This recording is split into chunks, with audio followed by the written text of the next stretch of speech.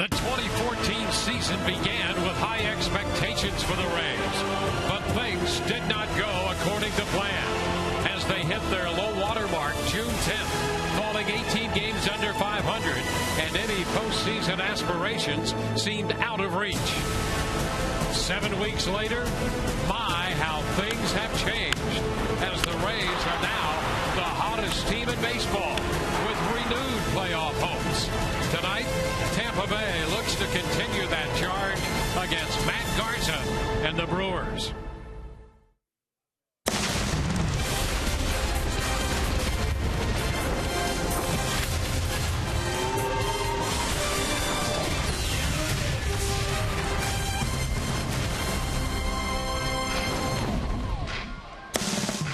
Welcome to T-Mobile Tuesday Night Baseball. The Rays homestand continues. This will be game 2 of the series between the Rays and the Milwaukee Brewers. Hi again, everyone. Welcome to an evening of Rays baseball. Dwayne Stats with Brian Anderson. Todd Callis along in just a moment. Well, behind great pitching last night and timely hitting, the Rays back on the winning side of the ledger. After seeing their 9-game winning streak come to an end, they opened last night's series with a victory. More expected great pitching tonight, and what a pitching matchup it is.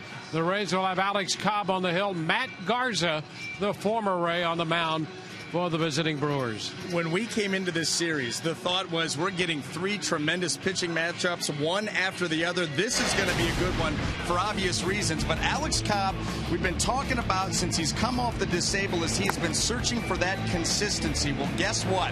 I think that he has found it. You see what he's done in July. 4 starts, a 3-0 record, 2.59 earned run average, has been outstanding with runners in scoring position, culminating in his last outing against the Cardinals, where he went 7 shutout innings and struck out 10. Expect more of the same tonight. Guess what? Matt Garza, the same thing. April, May, up and down. June, July, he's been outstanding. His last 10 starts, a 5-3 record, a 2.88 earned run average. And if you want to talk about consistency, his 2.88 earned run average was same in June, same in July. You know he's going to be high-strung out there, attack with the fastball, slider, curveball, changeup. The Rays very familiar with him, so it'll be interesting to see their approach off of Matt. Garza very good his last time out against the Mets. The start before that against Washington was a completely different story for the Milwaukee right-hander. And oh, by the way, has it been 4 years and 3 days since he threw that no-hitter in a Rays uniform? Yes, it has. Jake McGee and Brad Boxberger. What a duo in the bullpen. Todd Callis takes a look at their work when we return.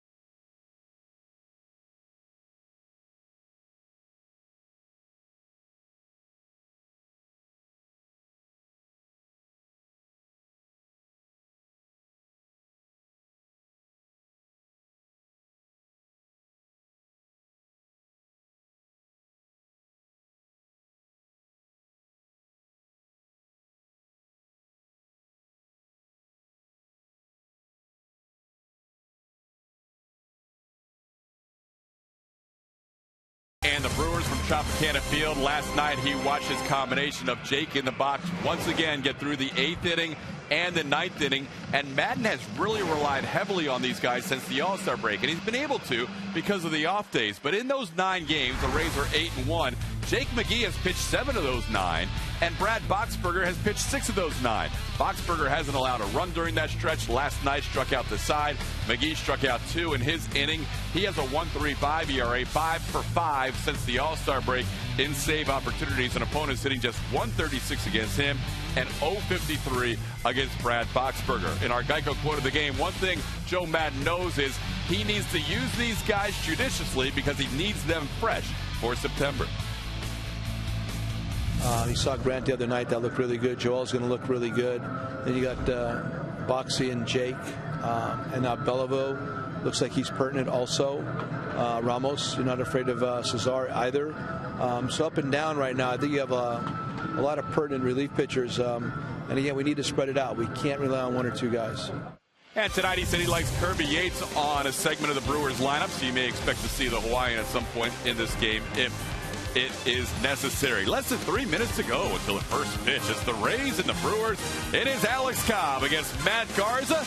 Should be a good pitching matchup. We'll see how it plays out next on Subsport.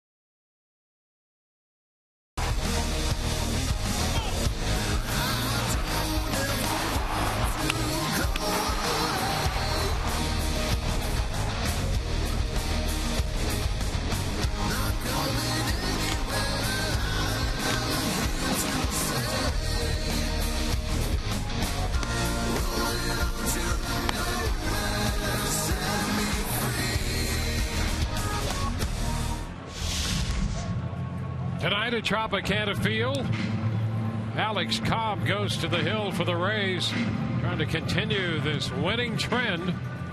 He'll take on the Milwaukee Brewers. First time he's ever faced this Milwaukee ball club. And here is the lineup presented by your Southern Ford dealers. Carlos Gomez leads off, followed by the catcher Jonathan Lucroy. Ryan Braun's in right. Aramis Ramirez hits cleanup in front of Chris Davis. Mark Reynolds up in the 6th spot.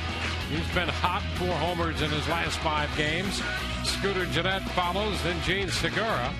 Logan Schaefer in center field. He is hitting 9th. Well, these are the season numbers on Alex, making his 16th start of the season. Even up 6-6 record. Actually, both starters tonight with an even up record. Pitching much better recently, though, than those numbers would indicate. Had a great start his last time out against the Cardinals. 10 strikeouts and 7 shutout innings.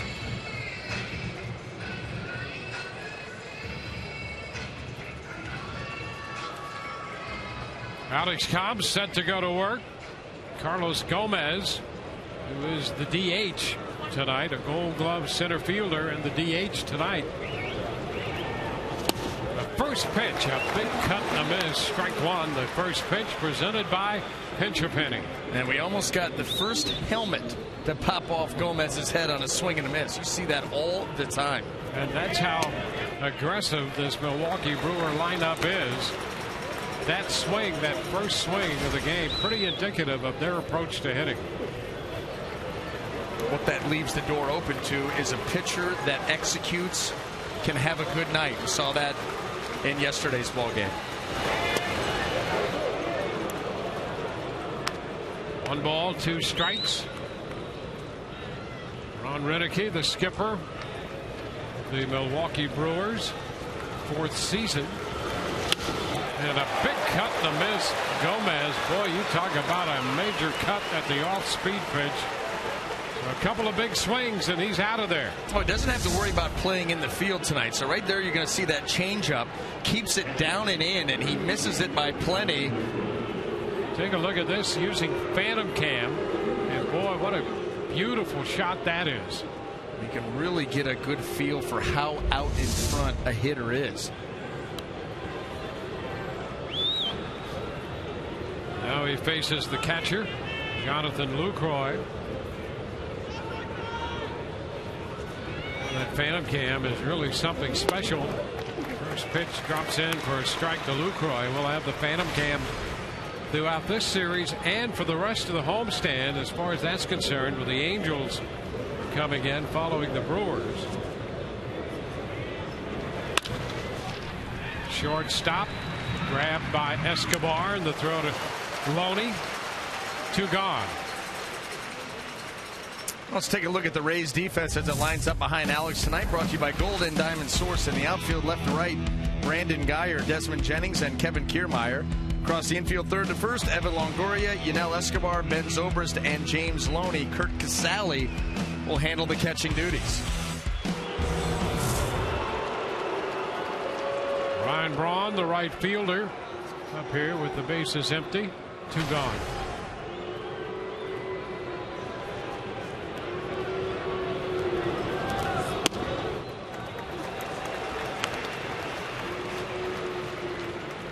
One strike to count.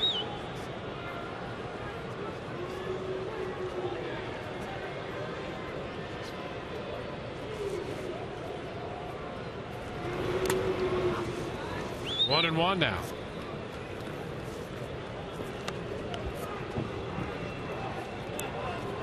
Milwaukee starting the day up by a half game in the National League Central. Up by a game and a half over St. Louis, even in the loss column.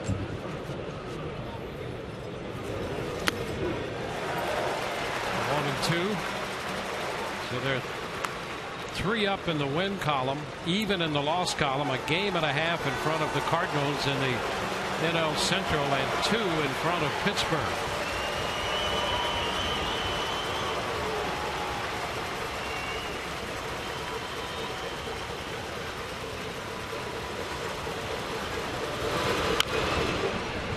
Cut, a foul ball.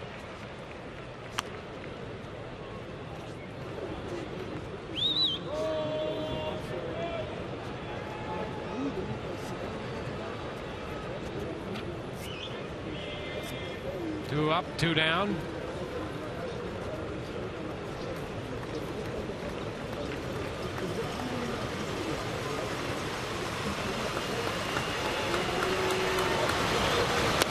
a cut and a miss. Change up takes care of Ryan Braun. 2 strikeouts in the inning, both on change ups. Rays coming in to hit.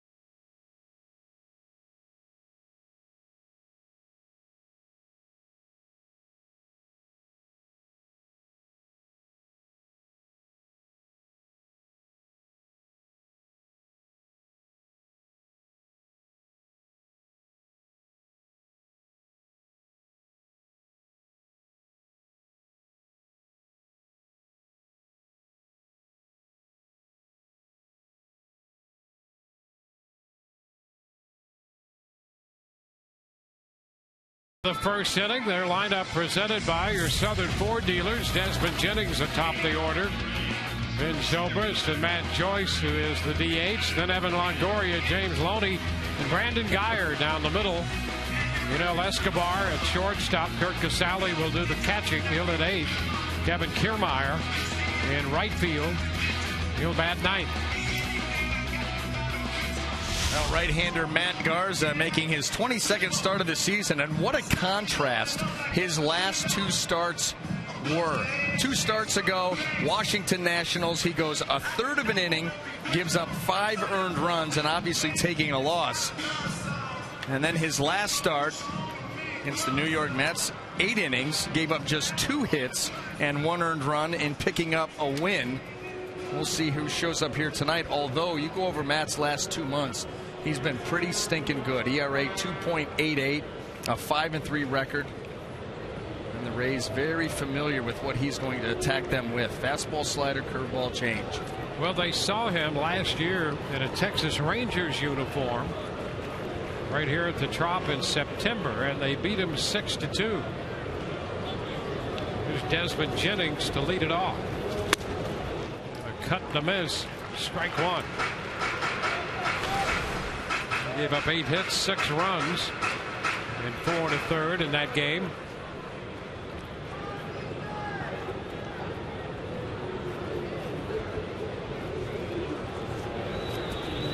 Jennings puts down the bunt. Bare-handed pickup, and the throw to first in time to Reynolds, and the Rays wasting little time employing the bunting strategy with Garza on the mound. Well documented how Matt Garza has struggled with his throws to first base. Joe Madden getting a kick out of that. Desmond Jennings putting the bunt down. Even when he gets to it, it's the throw that's given him trouble. This one right on the money for out number 1, but we've seen some of those throws go awry. Let's stick with awry. Trying all the different ways that you could spell that. Here's Ben Zobrist. 3rd row. Bullpen. Inside. 1 ball, no strikes, the count to Zobrist. Well, that didn't surprise you that the Rays at some point would bunt a time or 2. But here, second pitch of the game, here it is. Wasting no time. Well, you put that in his mind too, because that has been one of the parts of his game that have given him trouble, and everybody around the league knows it at this point. And so you just put that into his head that you're going to be willing to do it, and he'll probably be sitting there waiting for the next opportunity that he gets. That's a strike to Zobrist, and it's 1-2. Well, the Rays winning 10 of their last 11. Great pitching last night from Odorizzi, and then turning it over to Boxberger and McGee.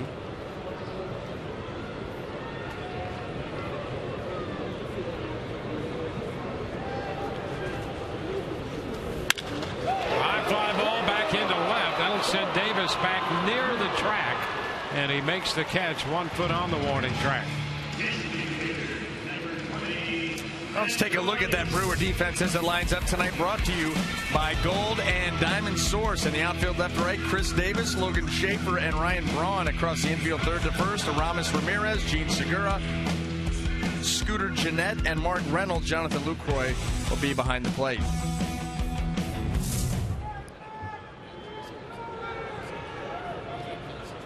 Here's Matt Joyce.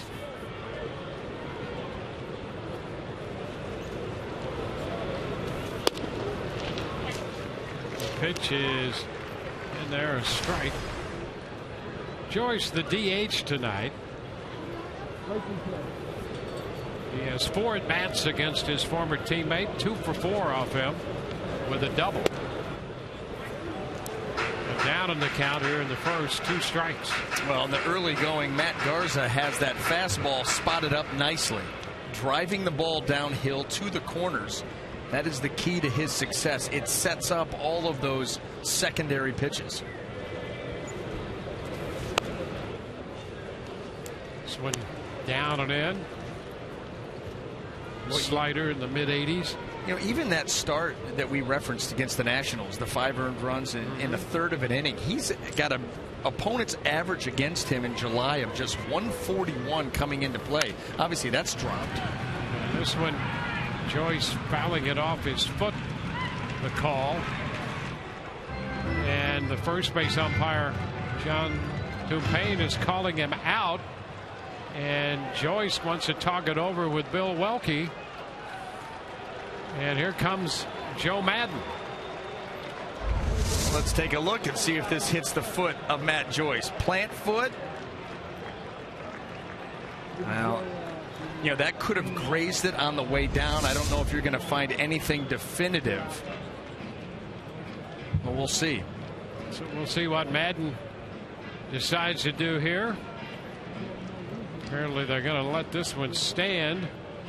Cobb's on his way to the mound again, just as Madden and Welke. He can't challenge it anyway, so he's just not going to get any satisfaction from Welke.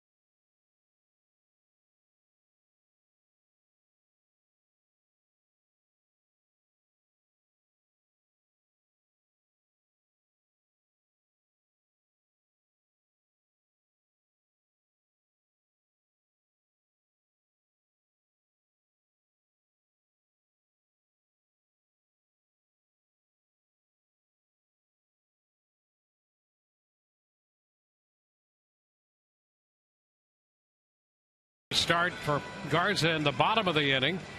On to the second we go with Aramis Ramirez leading off for the Brewers.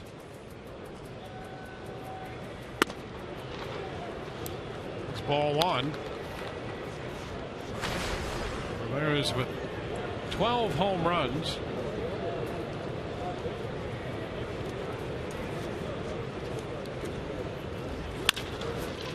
Hard to third. Longoria throws him out.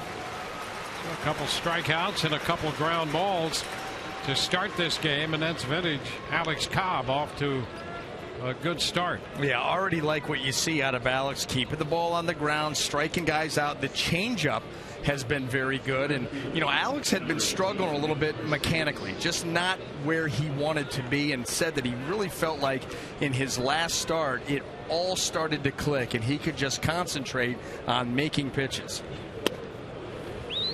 Ball one to Chris Davis, and boy, that must be a freeing moment for a starting pitcher who has been concerned with some of the mechanics of his delivery. The game is hard enough when you're just trying to execute a pitch. One pitch, one spot. When you're worrying about how you're actually going to get it there, that makes things very hard. Another ground ball, and this one to Escobar, who throws out Davis. 2 up and 2 down. It just allows you to go out there and pick the pitch that you want to go with. You see the glove, and you know that it's going to be right on line to that spot. And for Alex Cobb, it's all about being directional towards home plate. That's why you see the mechanics that he does have with that leg kick kind of out almost at a 45-degree angle. That allows him to stay directional towards home plate. Here's Mark Reynolds. He's been hot with the long ball, and he has been, as you know, throughout his career, a home run or strikeout guy at the plate.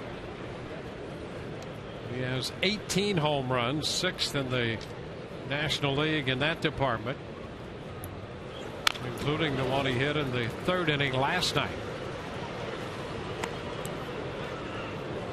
When you tally up all the home runs individually by power hitters since 2008, he's on the list with Cabrera, Pujols, Dunn, and Prince Fielder. 203 home runs for Reynolds. Well, he has no second gear. I mean, he really, truly fits in with this Brewers lineup very well. He's just perfect for the Brewers lineup. Just insert and hit play.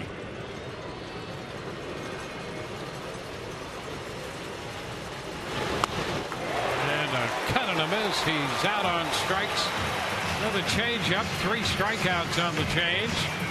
We go to the bottom of the 2nd. Evan Longoria is going to lead it off for the Rays in this scoreless game.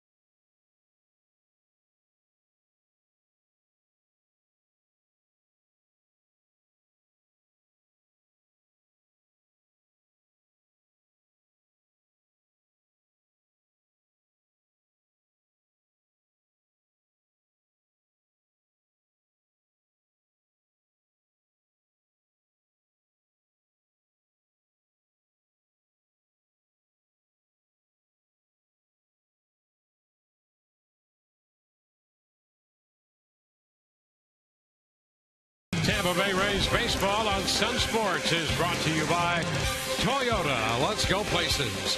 By Checkers, Big Philly flavors, small price. Checkers Philly cheesesteak and the new Chicken Philly, each just $1.99. By Bert Smith Volkswagen, Tampa Bay's home of driving excitement. Visit BertSmithVW.com. And by T-Mobile Tuesday Night Baseball.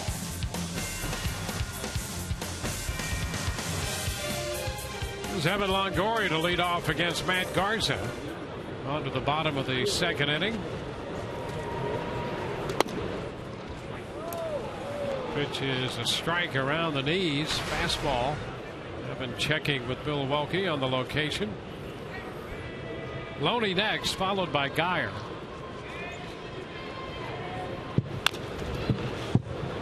Nothing in 2. Well, everybody wondering Evan Longoria and the lack of power this year. The power numbers not coming around. You know, this year he has his lowest fly ball rate of his career by plenty, by a pretty high margin. And obviously, when you start thinking about power numbers, balls in the air, balls in the gap, they just have not been there at the same rate as in the past. And that's what's obviously led to the numbers being down just a little bit. Cut right there. And the ball's in the air, more pop-ups than usual. And that's not a good sign. No, he's actually hitting, when he does hit the ball in the air, he's got the same percentage of home runs as infield pop-ups. And you don't ever want to see that. Yeah.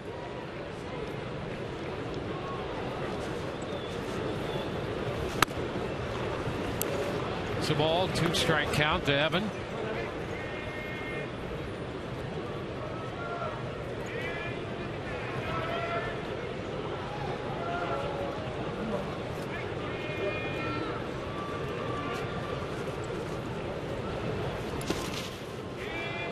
Take the count 2-2. Slider sweeping away.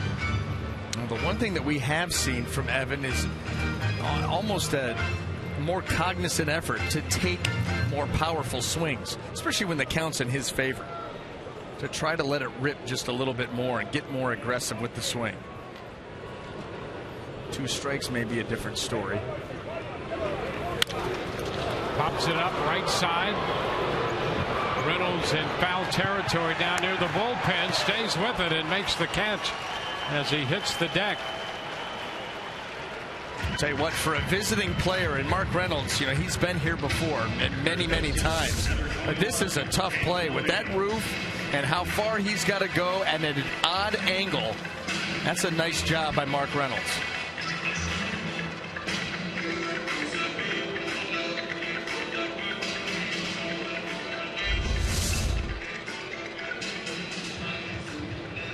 High level of concentration needed to make a play like that.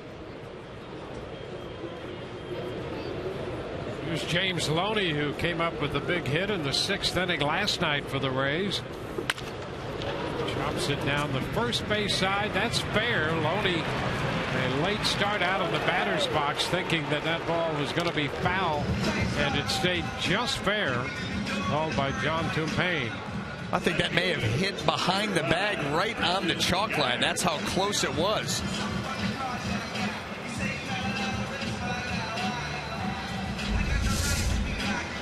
You'll see it come down. Mark Reynolds letting it do its thing. Right in the middle of that chalk line. And there's the call.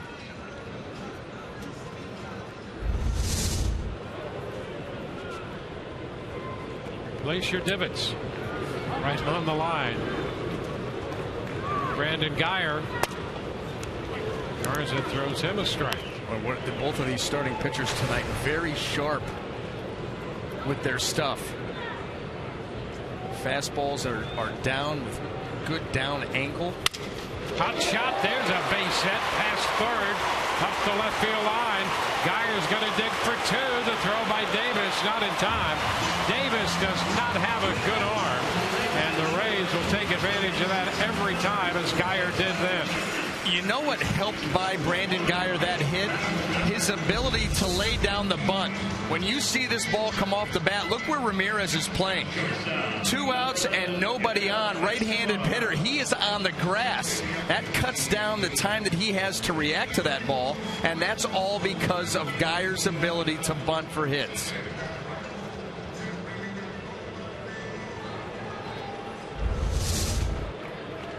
So with 2 outs, the Rays have the first scoring opportunity of the evening. And here's Yanel Escobar.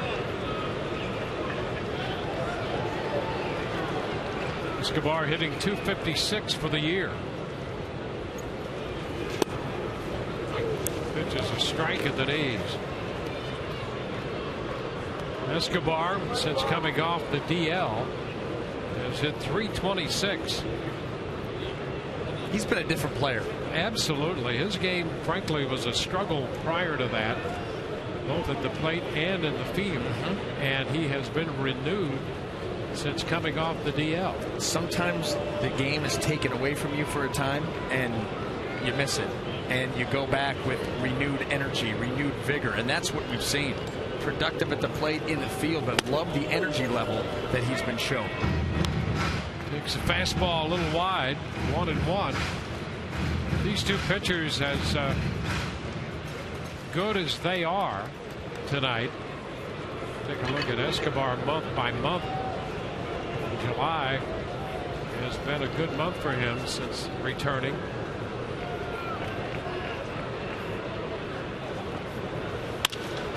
Into right field, Braun coming in though to make the catch. Rays put a man at second, leave him there. We go to the third, no score.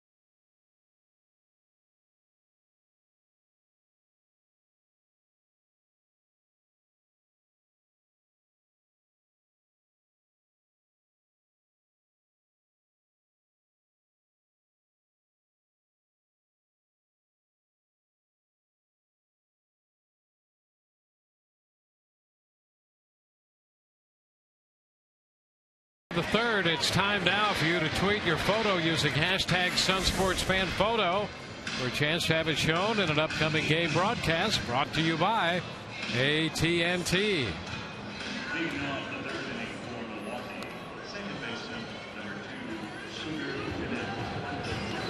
Brewers up and down in order in each of the first 2 innings. Rays left a man at second in the second. Alex Cobb against Matt Garza.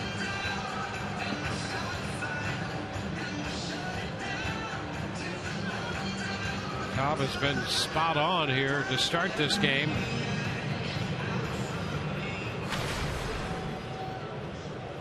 Angels and the Orioles playing in the second inning in Baltimore. The Angels have tied that game at 2-2 now. Scooter Gennett fouls the first pitch and into the Rays dugout for a strike. Nice play by Chris Archer and his hat.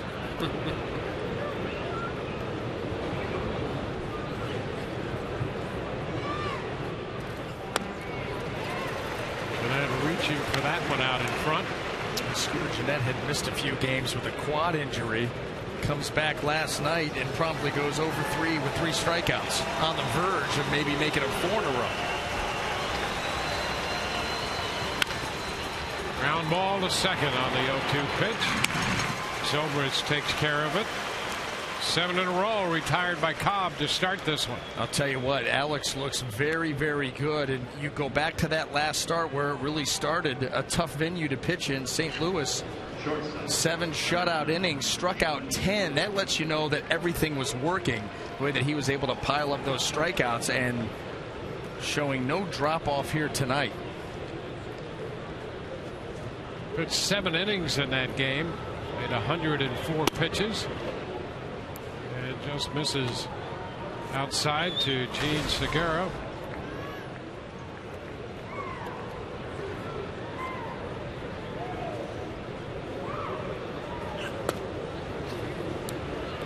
And 2-0.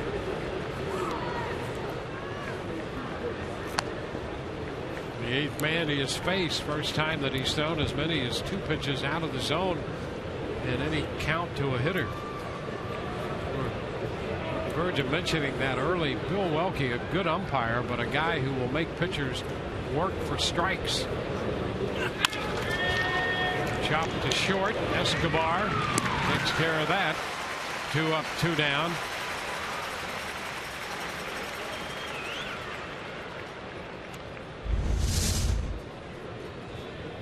Boy, look at the head. The head does not move. The eyes on the target. And everything rotating around that.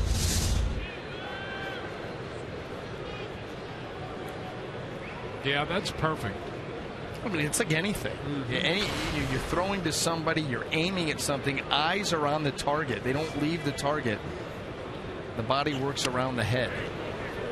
That's why when you see a lot of these pitchers where they start to yank that head one way or the other, trouble. It's right. I mean, typically the arm will follow and things start to go offline. Pitch close, ball 2. Logan Schaefer up there. Here's a guy who can bunt as well. That's a big part of his game. Up in the count now, 2 balls, no strikes. Popper carry into the stands. 2-1.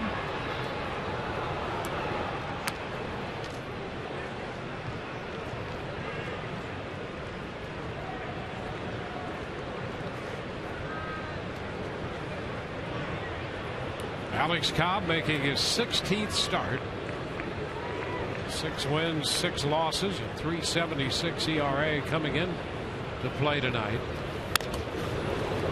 Take the count to 2-2, and he's still looking for his first home win this year. He's 0-4 here. Yeah, that makes no sense. I know it's been an up and down year for Alex with the injury and then trying to get back mechanically. But to have no wins at Tropicana Field, looking to end that drought right here, right now.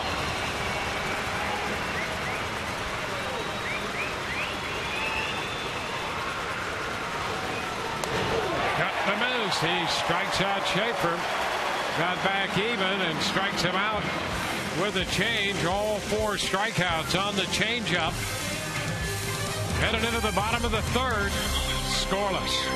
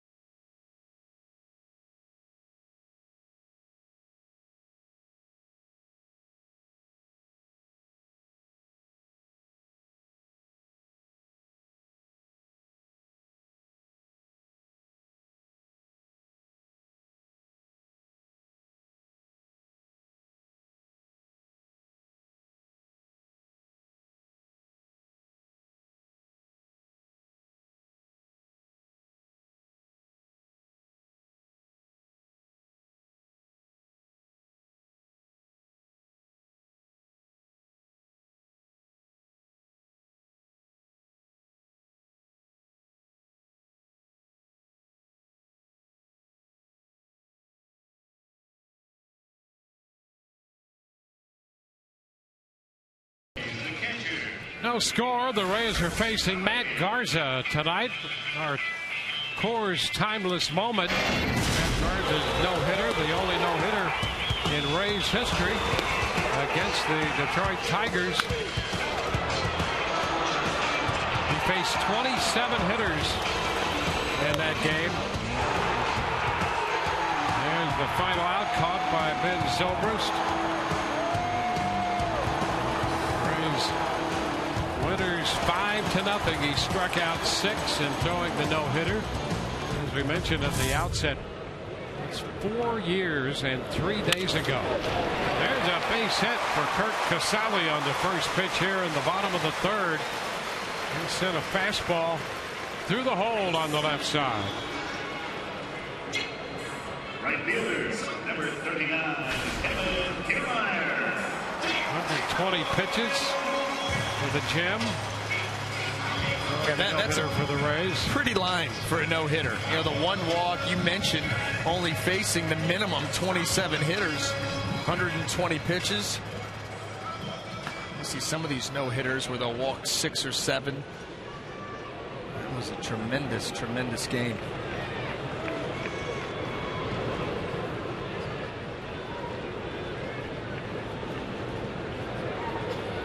Kevin Kiermaier shows the bunt, takes the pitch down around his feet. 1-0. Now this has been a dangerous spot for opposing pitchers, especially recently during this Rays hot streak. The bottom of their lineup, and that's what has allowed this offense to put some things together. It's gotten production from the bottom half, and Casale leading this inning off with a base hit. And see if they can get it going again. 2-0. Kiermaier down in that nice spot. You talk about a second leadoff guy. He's got an on-base percentage of .362, and with some extra base pop as well, his slugging percentage is .544.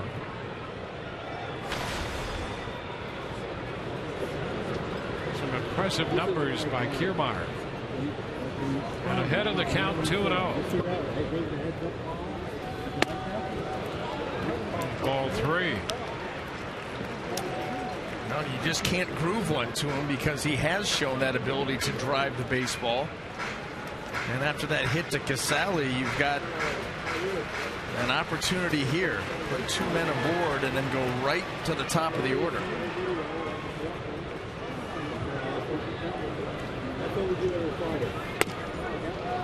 It's a strike. 3-1. I'll tell you what, he comes back with that same pitch. Kiermaier will be geared up for it at this point. Take the 3-0. Know that you should get a good pitch to hit here on 3-1, and if you get it, you take your whack. If not, take your base. Ground ball, shortstop. Segura steps on the bag, and the throw to first. Not in time, not with the hustling Kiermaier going down the line. No, and that should have been an absolute tailor-made double play. Gene Segura makes the decision to go to the bag himself. I don't know if Scooter Gennett would have got there in time. It was hit hard enough for the double play, but you see Scooter coming into the shot late, so Segura takes it. That's going to take too much time. Yeah, and the point you made about whether Gennett was going to get there in time or not, a good point. I don't think he was going to make it. So Kiermaier is aboard on a fielder's choice. Boy, that speed really puts a lot of pressure on the opposing defense. Low and outside to Jennings. You see Gennett, will he make it? This is going to be, yeah, see, by the time he gets there anyway, and by the way, now he's moving at an angle towards second base. He's going to field that ball from Segura and then have to turn and throw back the other way. So I don't think any way they get Kiermaier on that. And that's why you can't assume the double play. That's why. Write that down. I want to get the dry erase board. Yep. And do a little work. Okay. Yeah. Maybe we'll do that on a weekend or something. Post it right up behind us. Make a list of all of this. Yeah. I've learned some valuable lessons off that. 2-0 the count here to Jennings.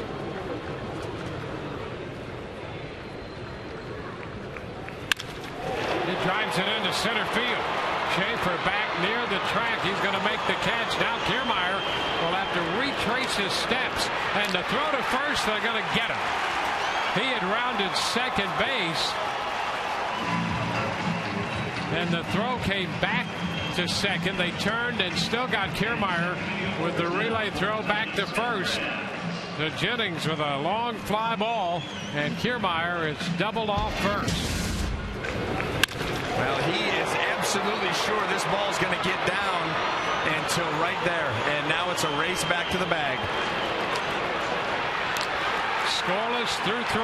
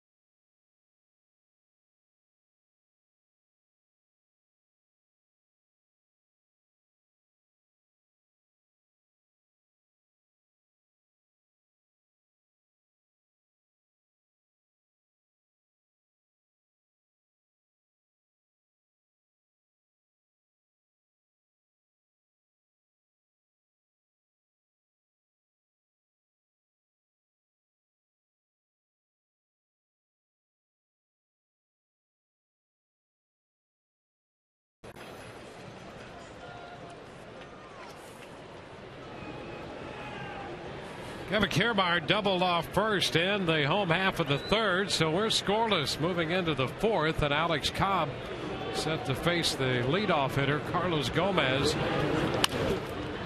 Fouls this one out of play. You think Cobb is a swing and miss and ground ball guy. He pitched 7 innings against the Cardinals his last outing. He's gone 3 so far in this one. And the outfield has 1 putout in those 10 innings. He also has 14 strikeouts in those 10 innings. Well, I'll back you up even further. He's about a 2.5 to 1 ground ball to fly ball guy. And his swing and a miss percentage this year is 6% higher than his career. And that's including this year. He came in right around 21% coming into the season. His swing and miss percentage this year at 28%. So he is missing bats and getting ground balls. Oh, the bat heads into the stands beyond the dugout on that swing and a miss. Had a changeup.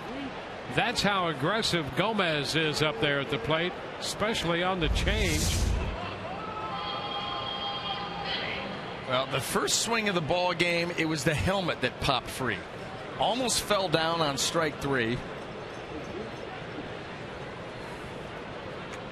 And then here is second bat. He loses his bat.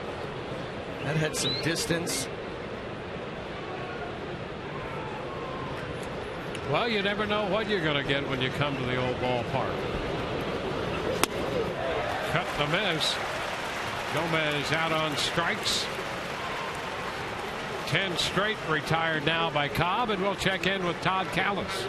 Going a little update on Ryan Hanigan. Took a lot of swings today during early batting practice, and originally the thought was maybe he'd be ready in time for the Angels series this weekend, but it looks like the Rays are going to be a little cautious with that oblique. He may start his rehab this weekend, and we could expect him sometime during the next road trip. So Hanigan, just maybe another extra day or two to make sure everything's 100%. Guys, back to you. Yeah, that's a tricky injury anyway, and so you want to play it safe. Here's the Milwaukee catcher, Jonathan Lucroy. And Ryan Hanigan means a lot to this team, although I will say that between Jose Molina and Kurt Casale, they've handled themselves very, very well. And you're right, an oblique is just not something to mess with. What is an extra day or two if that will really put you at ease about a guy being ready?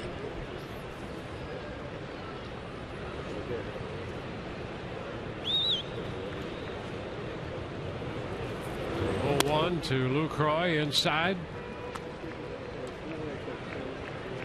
A 1-ball, 1-strike count.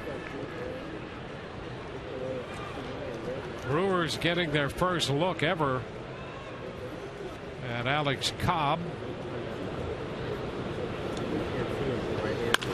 Ooh, there's a shot back toward the left field corner. Off the wall. Geyer plays it very well. He's going to hold Lucroy to a single. A long base hit for the Milwaukee catcher. And what a difference that is. You know, Brandon Geyer doubles in his first at bat because of his ability to bunt. And now Lucroy, what looks like a sure extra base hit, as he ropes this ball out to left field, is turned into nothing more than a single because Brandon Geyer hustles to the corner, is there, and gets it in quickly. And you know, that was made strictly on hustle. Geyer does not have the strongest arm in the league, but he got there quickly and played it well. Do everything else right. Yep. You know, quick feet to the corner, quick release into the infield. Yep.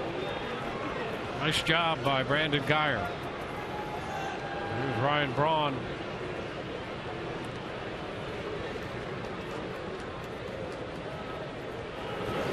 Ground ball short.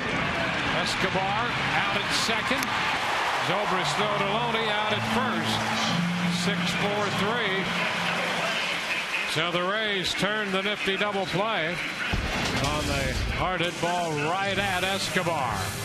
Bottom half of the fourth. No score.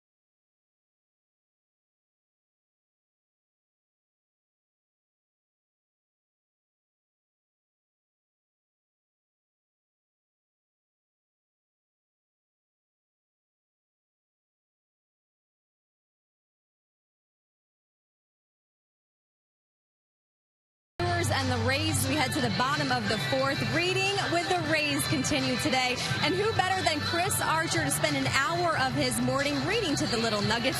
As you can see in this Rays baseball tweet, the kids were all smiles, absolutely enjoying his presence. And I'll tell you what, he was really surprised at how early kids are reading now. He said they were preschoolers, 5 years old, reading. He said the world is evolving in a positive way as far as that goes. Dwayne and BA.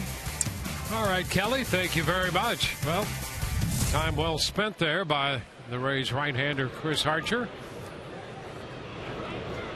And Zobrist opens the bottom of the fourth. Zobrist, Joyce, and Longoria. First pitch high, breaking ball. Rays no runs and a couple hits collected off Garza through the first three.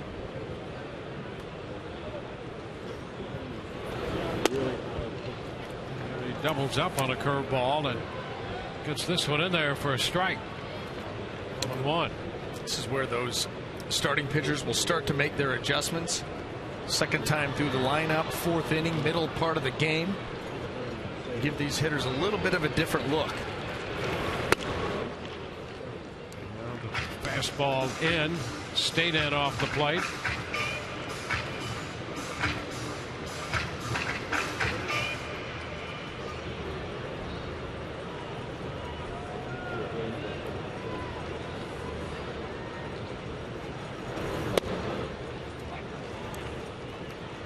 Take it to 2-2.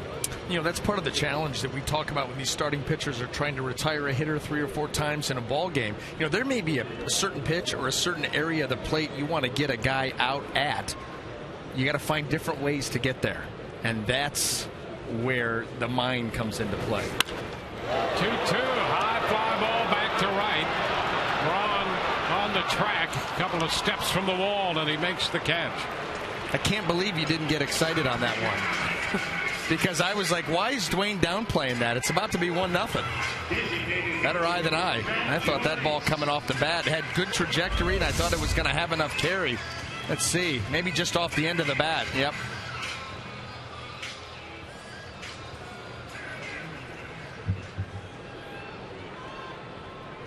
Yeah. Garza breathing a little sigh of relief. I'm with you. So pitcher's a little concerned about long fly balls, apparently. There's Matt Joyce fouling one out of play the other way. Strike one.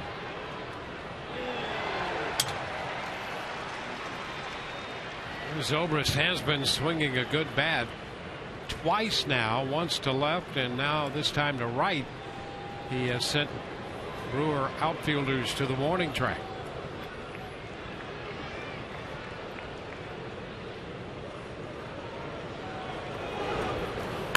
Hot shot, but it's going to be foul. And hey, what a catch down there. And that young man will get a souvenir. Heads up play on that hard end line drive. Yeah. Quick reflexes. Boom. Yeah, nobody to protect. That's just a matter of personal pride there to make the play.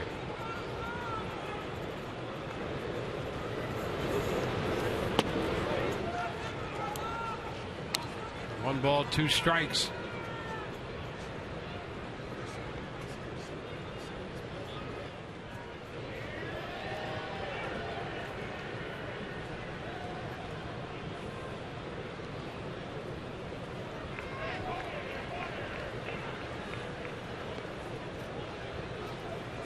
One out, base is empty. Joyce the hitter, and Longoria is on deck.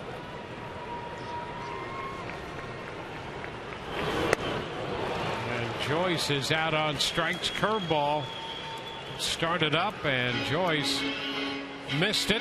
First strikeout for Garza. Boy, he really rips this curveball. You see the depth that it gets, and he's able to fool Matt Joyce with the speed of the pitch and the break. That's typically, you know, Matt Garza, fastball, slider are his primary, and with 2 strikes, the slider there'll be an uptick in the usage of that pitch, and I think maybe Matt Joyce got caught thinking that was going to be the breaking ball. The curveball obviously slower. Fastball fouled back by Longoria for a strike.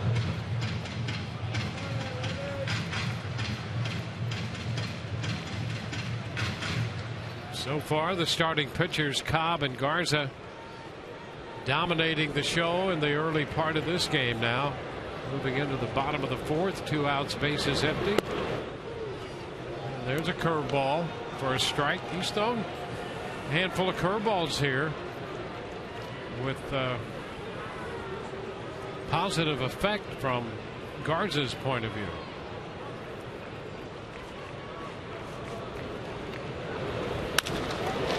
And to left, that one will carry to Davis, who makes the catch.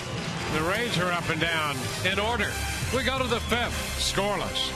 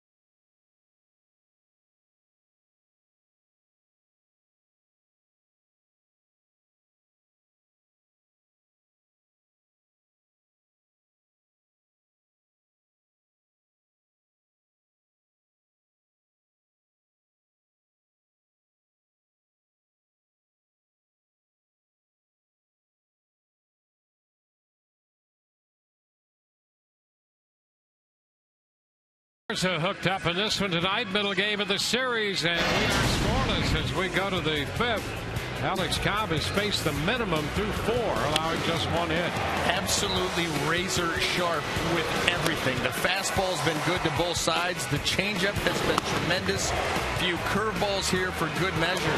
But right now, Alex has it all working. Got some help from Brandon Guyer, actually in keeping Lucroy to a single, and then he was doubled up on the ground ball by Ryan Braun. But Alex has looked very, very good here at the midway point. 5 strikeouts, all swinging strikes on the change. So he faces the cleanup hitter, and the Brewers line up Ramos Ramirez to begin the 5th. And a nice breaking pitch in there for a strike there. And I think that that's going to be a good pitch here for Alex as you get deeper into the game, because this Brewer lineup is telling itself we don't want to see the changeup anymore with 2 strikes. So be aggressive early. They're usually aggressive early anyway, but having never seen Alex, you want to hold back just a little bit. But now that they've seen that changeup, it's back to being really aggressive. Yep. I mean, we saw last night how aggressive this team. You know, we checked all the headlines. We knew they were an aggressive bunch, but boy, they were really out after it. And the same thing here. 1 ball, 2 strikes. And completely pitching backwards here to Ramirez. Curveball, changeup, and then with 2 strikes, you're expecting another changeup, and he's going to give you the fastball, and he just missed. Another changeup fouled. It's 1-2.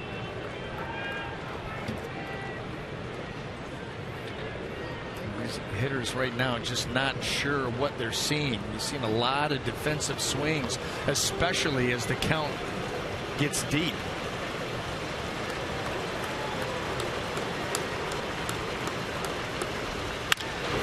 And a ground ball through the right side against the shift. And Ramirez has a base hit. That's the one time a shift can backfire on you, when you don't pitch to the shift. And we see that quite a bit, actually. The shift is pulled over to the left side. The pitch is going to be away from Ramirez. And he just pokes it the other way. Leadoff hit.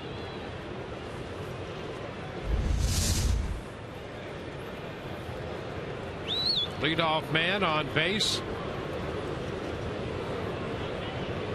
It's Chris Davis.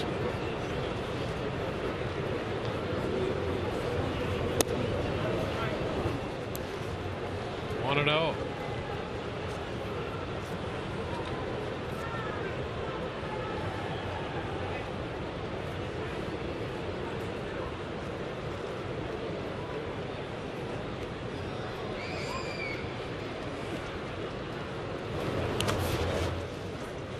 Low, nicely blocked by Casale.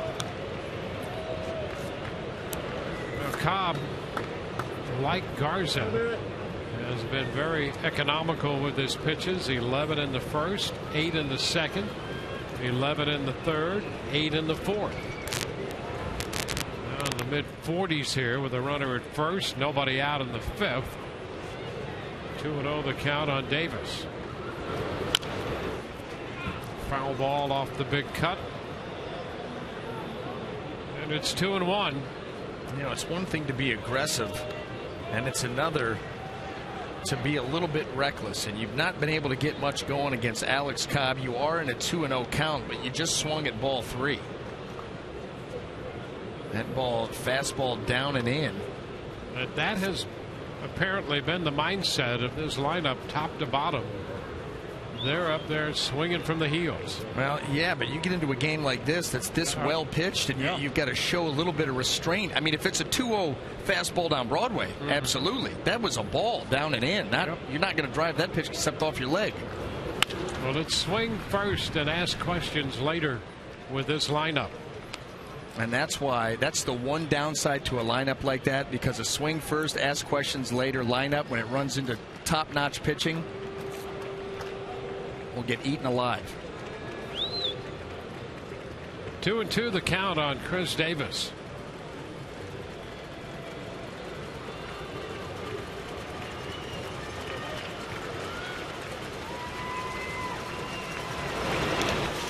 Locked again, and the count is full.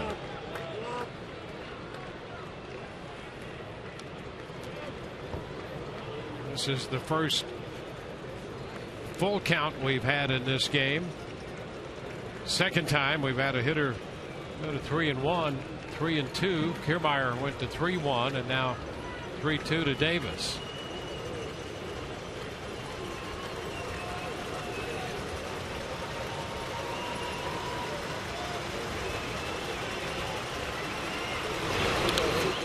That is ball 4. The changeup, and Davis laid off. The first 2 men are on here in the 5th inning for Milwaukee. And I think Alex obviously unhappy with himself, because he realizes a guy like Davis just get it close, but the last 2 pitches were like this. They were balls out of the hand, not competitive pitches. Makes for an easier take, and he's able to work a walk. You know, at some point there has to be the impression that it's a strike. Yeah, that's exactly right, and that's what makes his changeup so effective, is because he presents it as a really nice strike for a long time, but if it can come out of the hand and it's already off the plate or down, too easy for the hitter. Now it's Mark Reynolds, who struck out on a changeup his first time.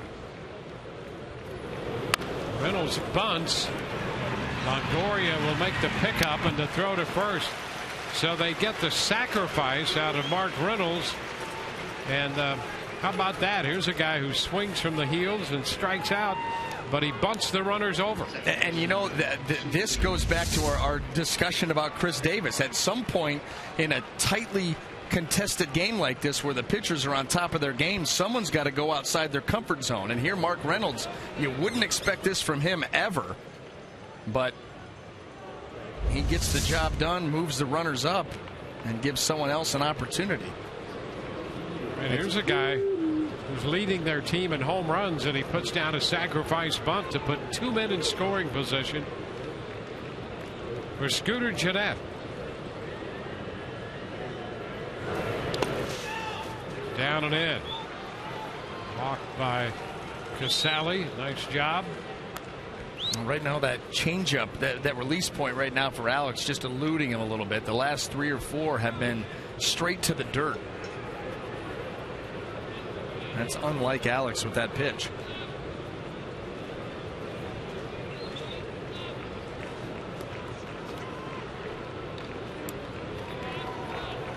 Jeanette grounded to second his first time.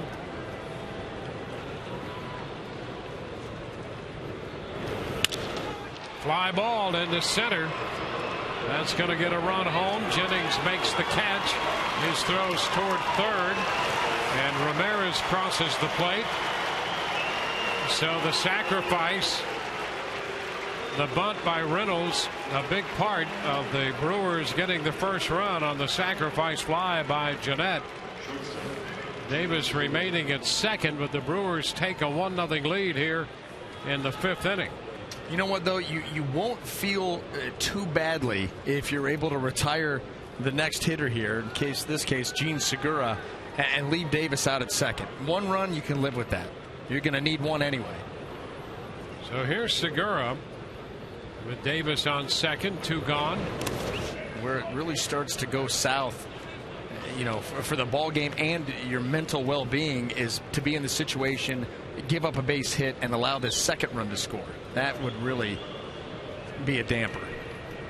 You talk about going outside your comfort zone. That was the first sacrifice put down by Mark Reynolds since 2008. Wow. He had 1 in 2008 and nothing since. Wow. He also had 1 in 2007. So he has experience successfully putting down the bunt. He has 2 since 07. And that was his first one since 08. Do you think that he even remembers? Strike at the knees. It's 1-1. Well, if this ends up a 1-0 ball game, he's a genius. If not, should have swung the bat. Well, they know they've seen Cobb here for 4 innings and now here in the 5th. And they know that runs could be a premium off him. And the Brewers have one here in the 5th.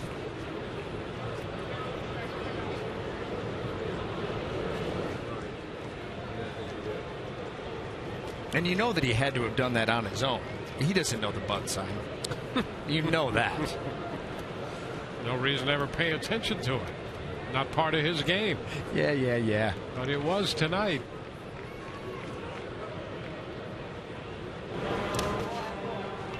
Again, low, covered up. And the count is 2-1. I'll tell you what, Casale earning his money back there tonight, working these changeups in the dirt, curveballs in the dirt, absorbing them with his body, keeping them close and in front.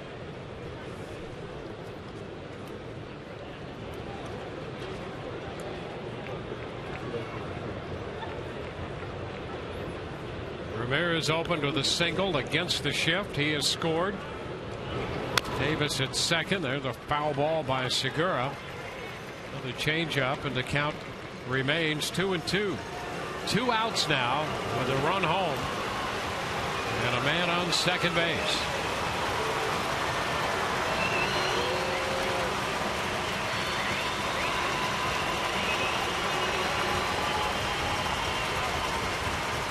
Segura, an all-star last year, finished the season just under 300 last year.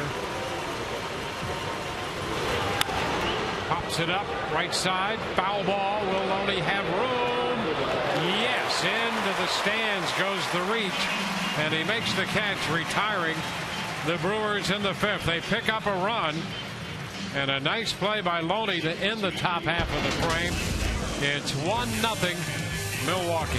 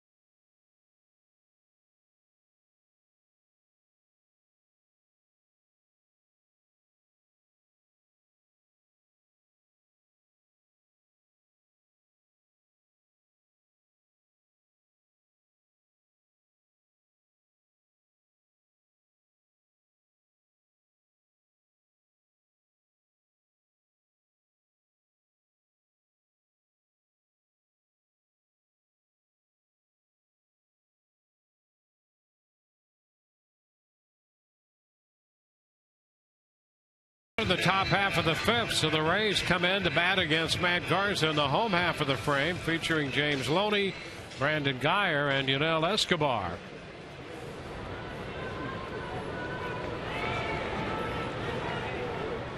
The Rays with a couple hits through 4, and that's it. Guyer has one. Casale has one. Here's Loney, who grounded out to first.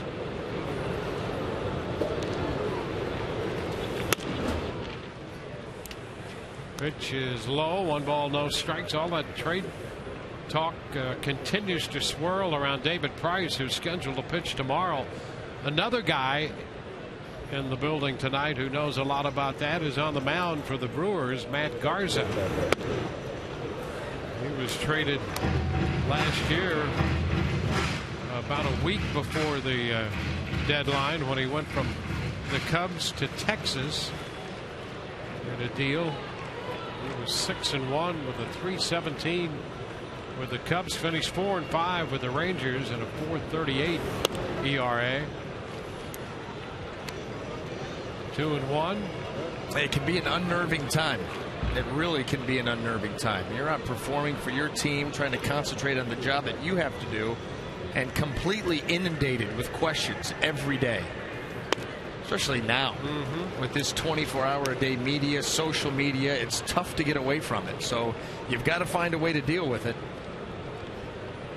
Not that easy. Yeah, David Price, I think, admitted a week or two ago that it was a concern, and he let it get to him on some interaction.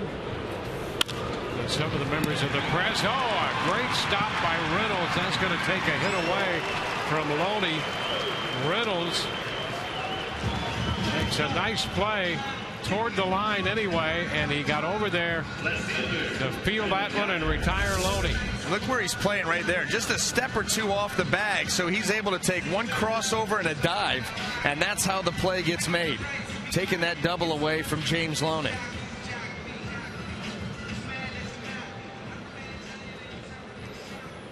Also didn't hurt that he was right-handed. That glove hand close to the line, that helps with that dive. It's not a backhand play. So Loney is out number 1. Here's Brandon Guyer. High, 1 ball, no strikes. You know, Dwayne, when you're talking about David Price, doesn't it seem like that for a while there was kind of building those interactions that you were talking about, but once he came out and kind of laid it out there. Yeah, he's been a different guy. Yeah, I thought he did a great job. He did, and he's been much more at ease, at least on the outside, ever since that point, that he kind of just let it out there. This was bothering me. He acknowledged how much it, and then since then it seems like he's just kind of like, hey, listen, they're going to do what they're going to do. I'm just going to go out and continue to pitch, and he's pitched so well. Well, you get right down to it. It's the way the system is constructed. Popper back into shallow right. Braun will come in for this one. And so Guyer is out number 2. There's always going to be some clubs when it gets to the point where they have a player who's going to make big money. They're going to have to make those moves. That's just the state of the game. And both sides are involved in that.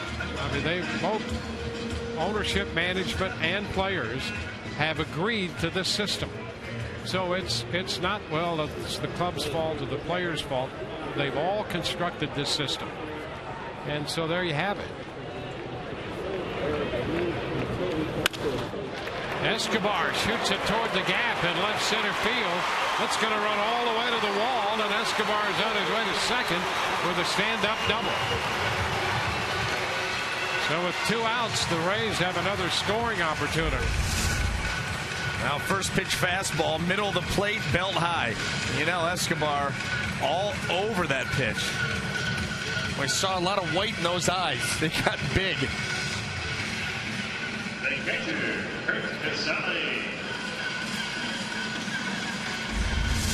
For Escobar, his 14th double. The Rays had Guyer come up with a 2-out double in the second, and Escobar hit a fly ball to right to end it. Now Kurt Casale, who singled in the third, is up here now with a man in scoring position and 2 outs. Sally joined the club, got a base hit his first time up in the big leagues. Came into this game 1 for 12 with a couple of walks, and now he has another hit.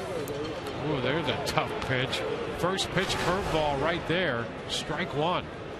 Wow. Wow, I mean, wow is right. I thought this ball down and away was not going to get the call, but right there on the corner.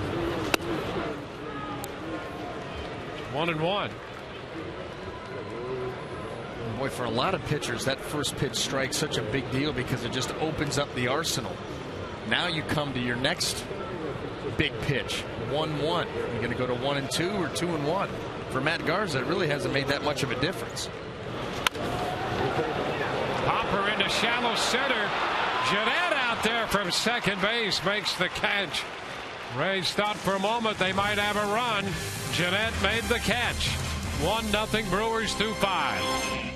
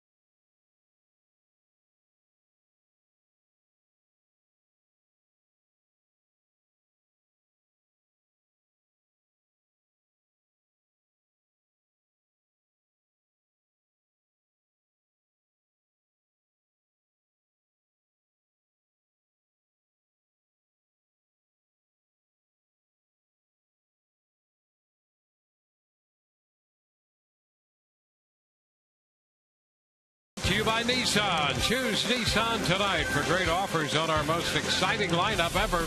Shop ChooseNissan.com. By Tampa Bay Radiation Oncology. When cancer strikes, strike back with CyberKnife. Available exclusively at Tampa Bay Radiation Oncology. And by Tradewinds Island Resorts. So many ways to just let go on St. Pete Beach. 1-0 game through 5 at the Trop tonight. Brewers scored a run in the top of the 5th inning. They have a run on 2 hits. The Rays no runs on 3 hits. Alex Cobb back to the mound for the Rays. 5 strikeouts for Alex. He'll face Logan Schaefer, the center fielder, to lead off the inning. And they're leading off. You have to be aware of the bunt. Takes the first pitch for a strike. Gomez next, and then Lucroy.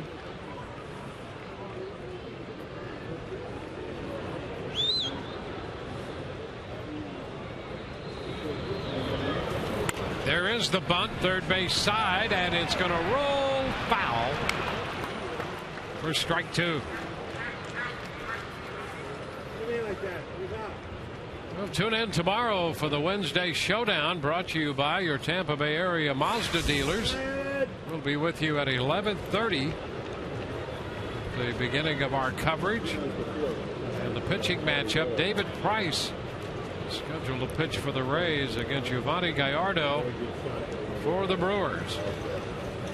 It's the final game of this series before the Angels come in. The Angels are up in Baltimore right now, leading 4-3 with Baltimore batting in the bottom of the 4th. The Angels lead the Orioles 4-3.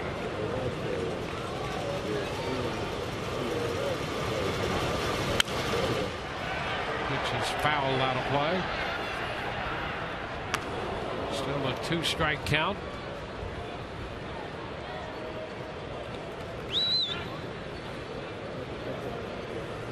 Blue Jays have scored a couple in the 4th inning at Boston. So they have a 3-1 lead, with the Red Sox now hitting in the bottom of the 4th. Fouled off his foot. And the Yankees batting in the 2nd in Arlington, Texas, with a 1-0 lead. Derek Jeter has picked up a hit in that game.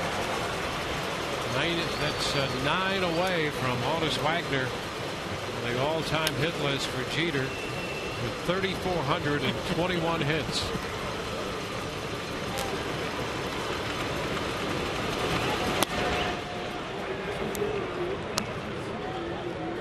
One ball, 2 strikes.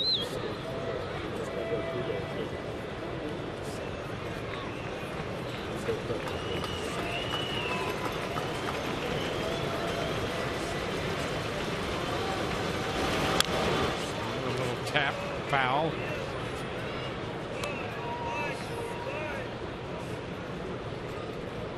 So Schaefer with an extended at bat here against Cobb. Really the first time that anyone in this lineup has had this kind of at bat. Davis went to 3-2 and walked, but down 1-2. Schaefer's fouled away 3 pitches. Right now trying to come to a decision. Want the fastball in or the changeup? Clear everything out here and go right back to work.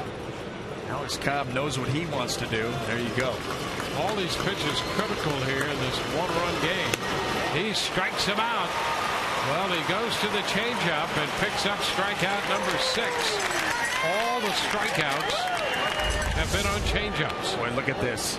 And here you go. That's how you present it as a strike. With 2 strikes, this ball looks like it's going to be right about knee high. You can see Alex. He wants this pitch on the outer half. You don't have to be as fine with the changeup.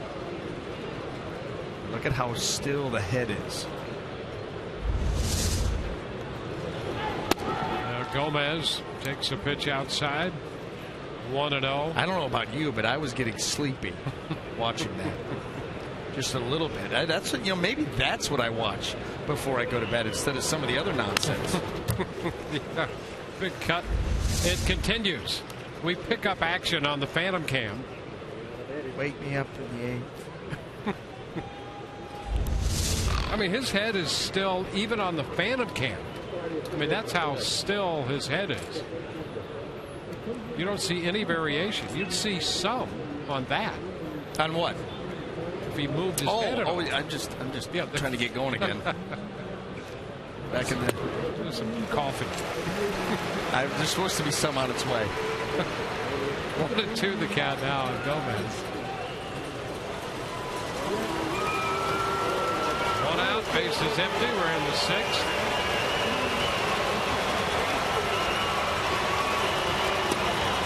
Strike 3 call. Fastball that time on the outside edge. And Gomez out on strikes for the 3rd time. Twice on the changeup, and this one on the fastball away. I'll tell you what, the location by really both of these guys tonight has been tremendous. Just driving this fastball downhill at the knees. Carlos Gomez saying, you know what, this DH thing, I'm done with it. Okay, I'm done with it. Not working out like I would like. Yeah, look at him take a look at that corner. He's falling asleep too. Just crawling. Takes a pitch outside, 1-0. Well, he's had 3 at bats. Yeah, he's up there like every 35-40 minutes. And you know, here's the deal. Of course, you know, you get him off his feet, center field, let him DH. But Ron Renicky would also like to get Ramirez, their 3rd baseman, to DH, and he just keeps refusing any overtures about him DHing. That'll be interesting to see with the quick flip tomorrow. A noon game. Well, Ramirez had little hamstring issues early in the year. in May. Problem there. It's close, but a ball. 2-1 to Lucroy. Ramirez had the knee problems last year that kept him in just a little over 90 games. So they would like to give him a break once in a while. In interleague play, ground ball, and that's foul. 2-2. But he hasn't been real keen on the idea. 2 outs, 2 strikeouts, base is empty.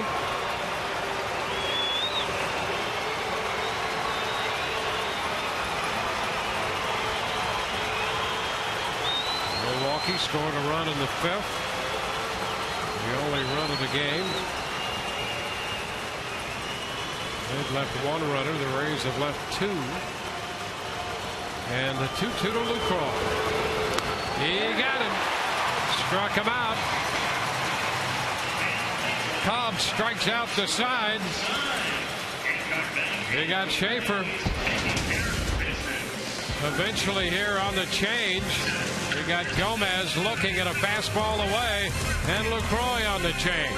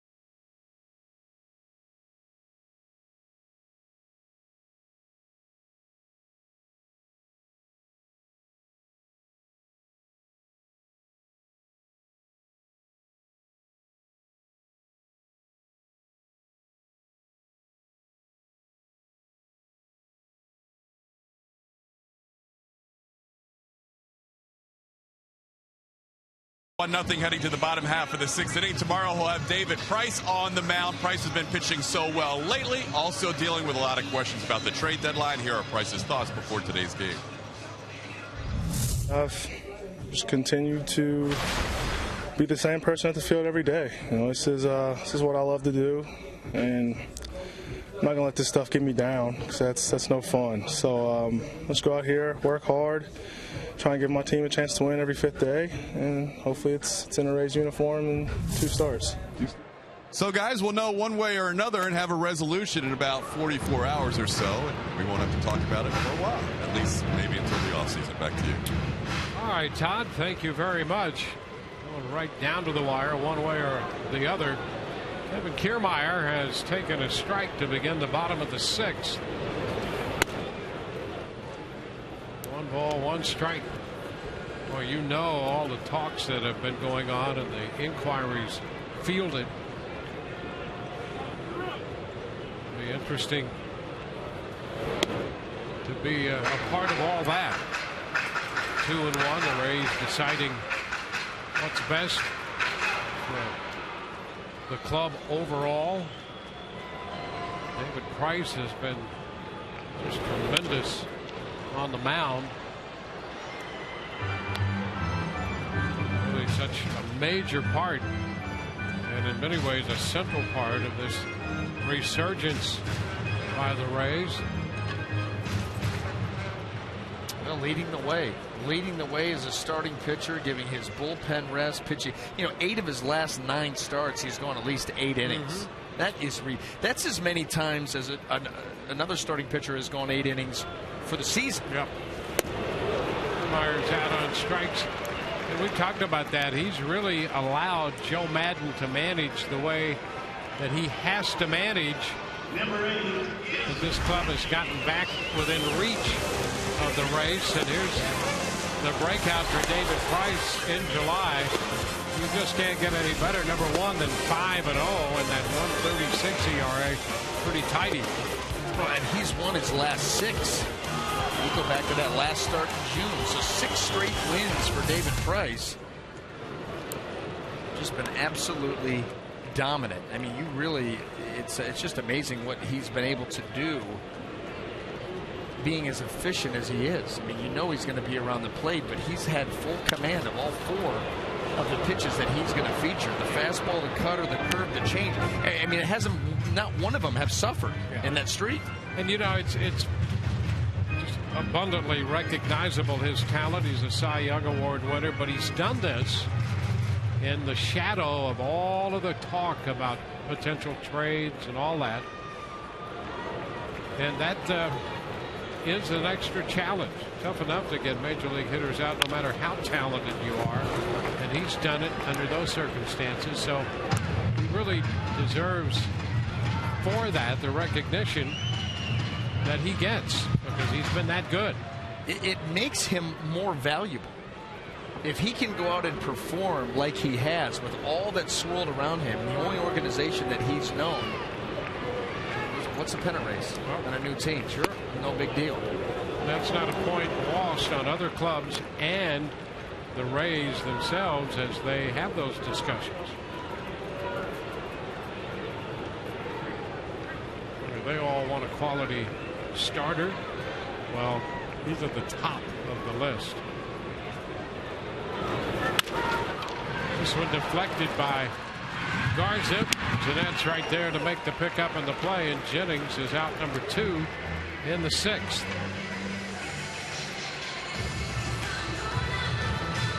Bases are empty for Ben Zobrist, who's looked at a couple of deep fly balls to the outfield tonight. One to left, and the last time to right field. Sent Davis in left a step onto the warning track, and he sent Braun in right a step away from the wall in his last at bat.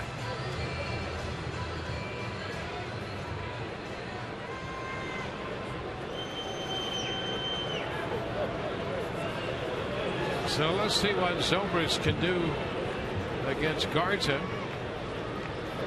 He came in 2 for 2 in his career against Garza, and he takes a curveball to start this at bat.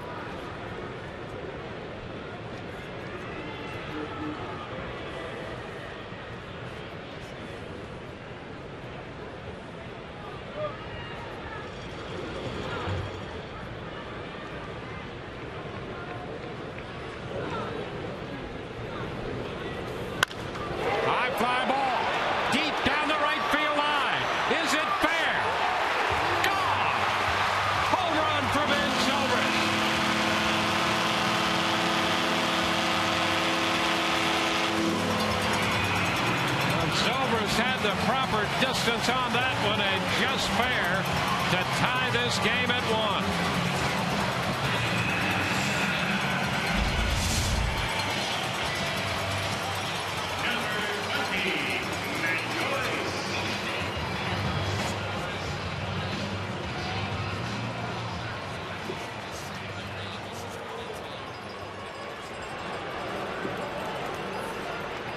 Zobrist hits his 9th home run of the year after a couple of deep shots in the 1st and the 4th. He goes deep for sure here in the 6th. It's 1-1. Cut the miss by Matt Joyce.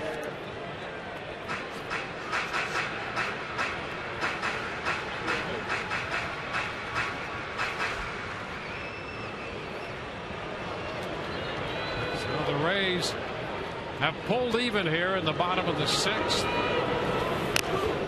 Foul ball back, 0-2. They went into the bottom of the 6th last night, down 1-0, and got down 2 outs in that one before Zobrist walked to key that comeback. Joyce singled, and before the inning was over, James Loney singled home 2. Now 0-2 to Joyce here. Too low. 1 ball, 2 strikes.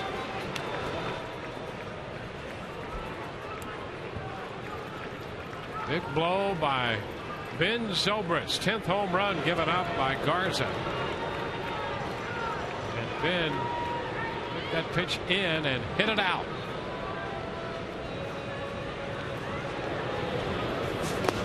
Good. 2-2. And what's big about that is now that you're getting later into the game, deeper into the game, you got a tie ball game, and you're going to play it with the back end of your bullpen. And, you know, Joe Madden, there's a certain segment of the Brewer lineup that he likes. Kirby Yates, of course, you start thinking Boxberger, McGee. They've been busy, but with David Price going tomorrow, you think to yourself, hey, maybe eke another inning out of each of them. Hot shot, that's foul. And oh, by the way, you're still going to let Alex Cobb do his thing because he's flat out dealing right now. So you really have a chance to put together some scoreless innings here. Let your offense throw out another run or two and end this game. Yeah, Cobb's made 74 pitches, 73 maybe. Yeah, officially. You could get another 3-4. 4 would be a little aggressive. But maybe 3 more. Could go CG if he's that efficient. He's been that sharp.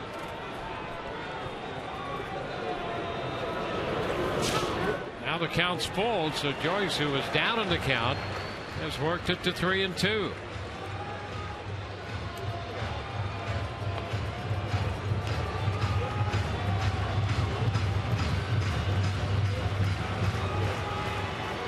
Evan Longoria is on deck.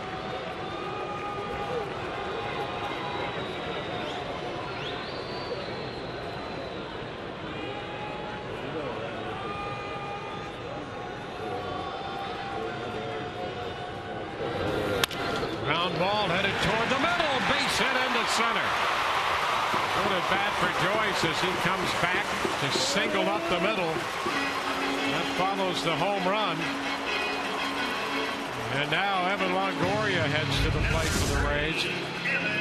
I'm just trying to throw a strike here. Doesn't want to walk. Matt Joyce able to get on top of that elevated heater. He does a nice job of staying away from a pop-up and able to just get it by Scooter Gennett.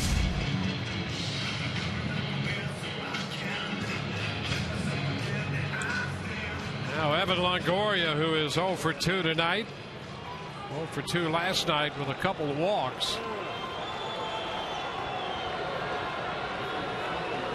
Evan came into the game hitting .256 for the year.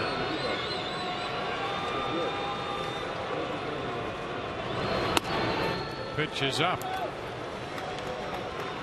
Evan not happy with where he's been overall this year offensively. Joe Madden keeps saying about Evan what he said about the club early collectively this year. It's going to happen. Very high, 2-0. There's enough of a track record there to absolutely believe that, and this would be the time. You know, Evan said that he wanted, after the All-Star break, really wanted to have a big last 2.5 months of the season. That would be about the time the Rays right now trying to make their push to become relevant once again in the playoff race. He's a guy that can make a huge difference. Pitch away off the plate, the slider. 3-0. Things have tightened up here a little bit for Matt Garza. Gives up the home run to Ben Zobrist. Obviously upset about that. Lost Matt Joyce after jumping out ahead of him and then falling way behind here to Evan Longoria. Putting himself in a bad spot. 3 balls, no strikes.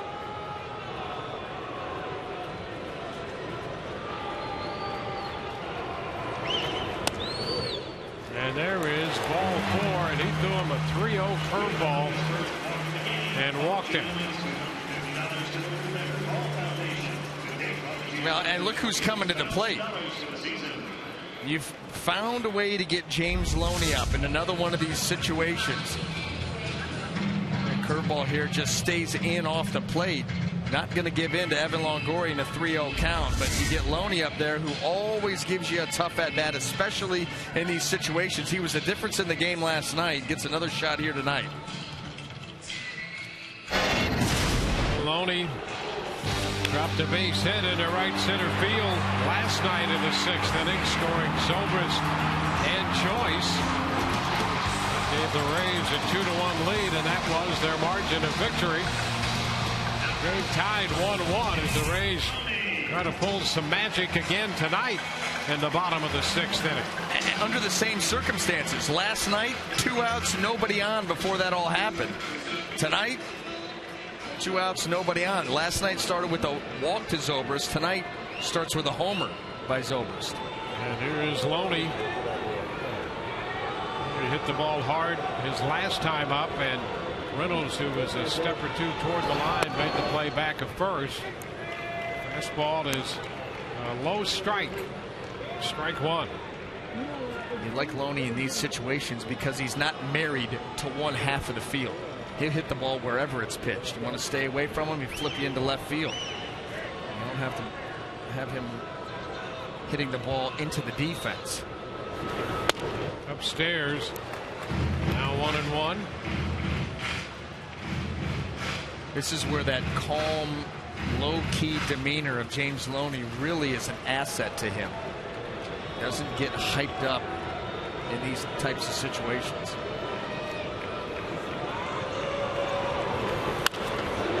Foul ball back. Foul the fastball. Everybody clap your hands. Garza a little over 80 pitches.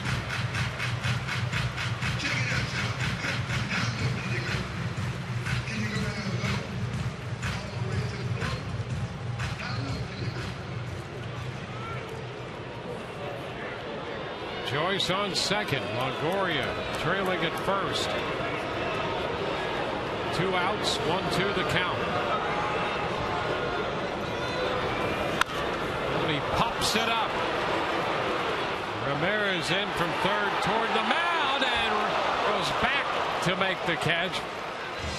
That will retire the side, and a shaky moment there for Ramirez coming in from third.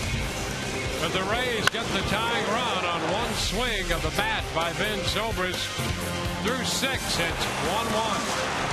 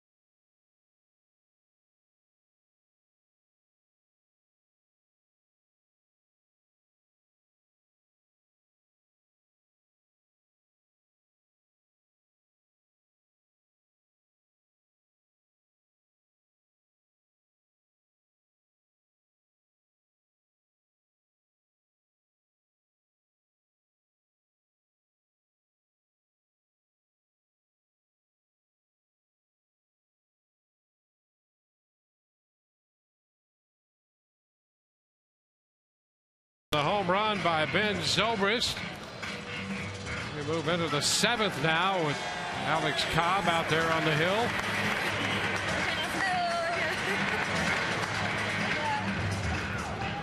Cobb gave up a run in the 5th on a sacrifice fly by Scooter Gennett.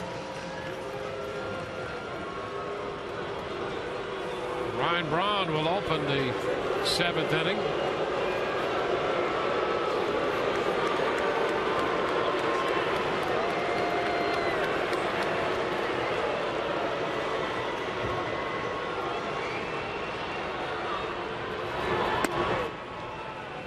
Pitch inside to Braun, a ball, no strikes. Ramirez next, and Davis. Heart of the order for the Brewers, with a lot of power packed up and down this lineup.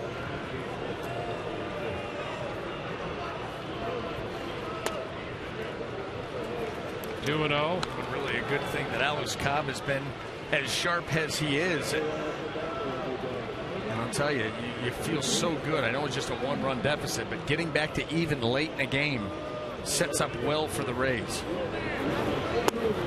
There's a strike. Well, Braun really well off the plate. And a long bat hits the ball a lot of the time the other way. He wants to get full extension. 3-1. Sometimes that goes against what you think. You know, a guy off the plate, you think, well, throw him away. He's so far away from him, but he wants to lean in there and get those arms extended. So you see Cobb has been pitching him in. And ball 4 just missed. That's what you don't want. Lead off walks. Yeah, with power behind Braun and Ramirez coming up. This is a close pitch. Let's take a look. You know why you don't get these calls? Look where Casale catches it, outside of his body. And a lot of times it's just not presented well. And even though it may have crossed the plate, it does not get called. You see that a lot.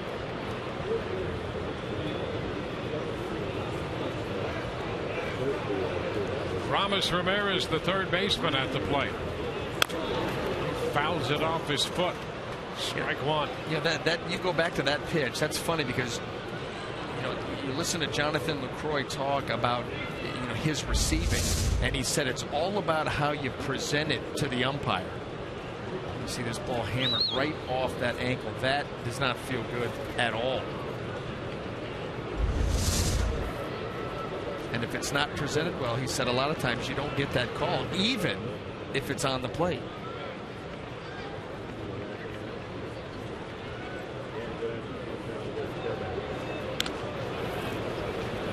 Braun back in at first.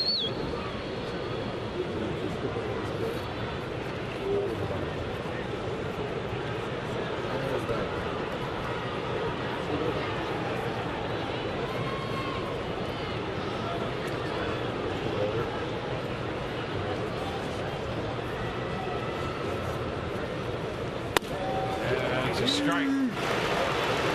0-2. Took the changeup.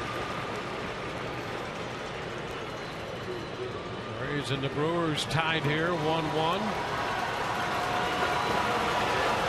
Orioles lead the Angels 6-5 at the bottom of the 5th in Baltimore.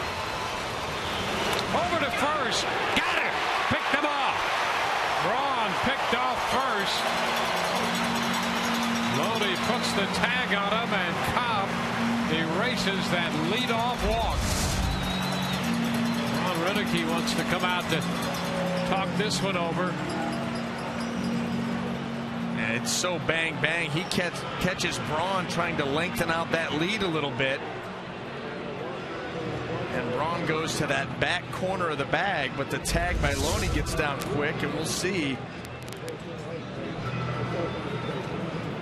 Gonna do a thing. So on the pickoff, the Brewers. Yeah, here's the thing. Runner. That's probably not going to get overturned, but you have a challenge. It's the 7th inning. You might as well blow it. You can always go out and ask for help after that because it is the 7th inning. I don't know why you don't give that a shot. It's probably not going to happen, but why not? Well, depending, and I don't know what their setup is and their signals, but it's got to be clear and convincing, and at least from the angles we saw, I think you're right. It's probably not going to be overturned. turn. You can't take him home with you. That's the only thing. And once you get to the 7th inning, you can go out there and request. Right there, now you get Alex Cobb going once again, the leadoff walk. Now this is how you lose tight games on the road. Yep. So 9 strikeouts for Cobb, and here's the strikeout pitch. And Ramirez really reaching for this one. Hey, they've been attacking him. Fastball, middle of the plate away with 2 strikes.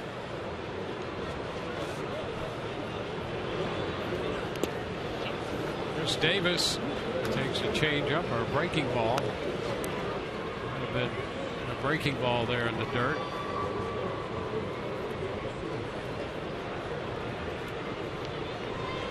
Davis walked in the 5th. He grounded out in the 2nd.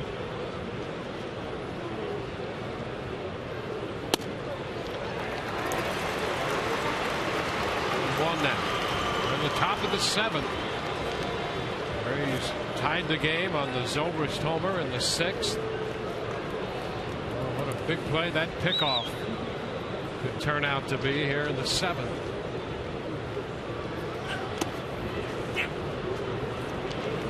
Two balls and a strike.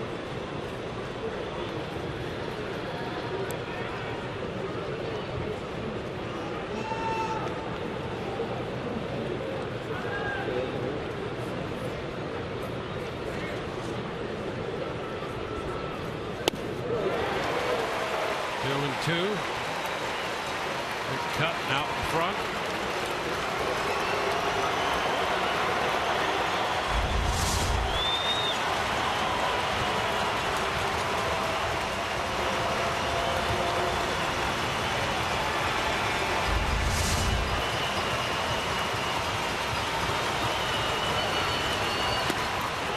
And the count is full.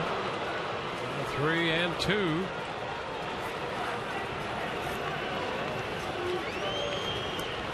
Pickoff by Cobb, his first of the year. Now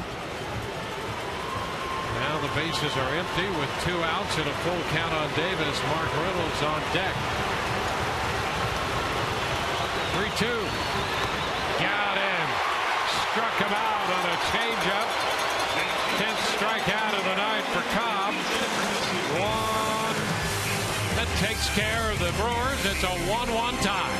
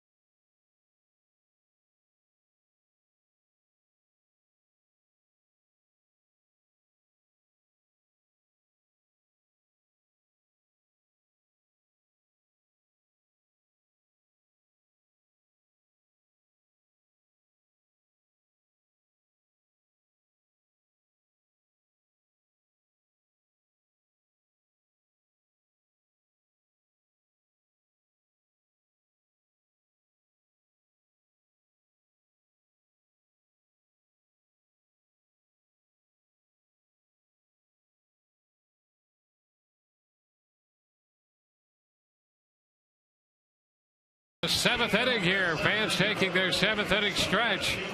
Our Toyota trend, pretty much what you might expect with these two on the mound. Garza and Cobb hooked up in this tie. 10 strikeouts for Cobb to 7. Now Alex Cobb. Both pitchers effective, but Alex Cobb starting to rack up the strikeouts, and a lot of the reason why. That pitch right there, the changeup's been very, very good. Missing a lot of bats, getting this Brewers lineup so powerful, looking to drive the ball, confounded. And they're falling behind. They're just not able to get that changeup.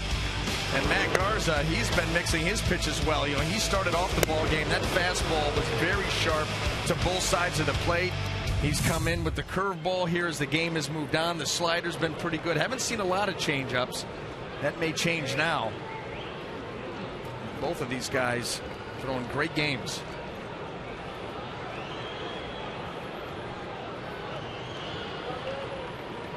Leading it off for the Rays in the bottom of the 7th, Brandon Guyer. This pitch is a strike. Last night 2-1, tonight 1-1.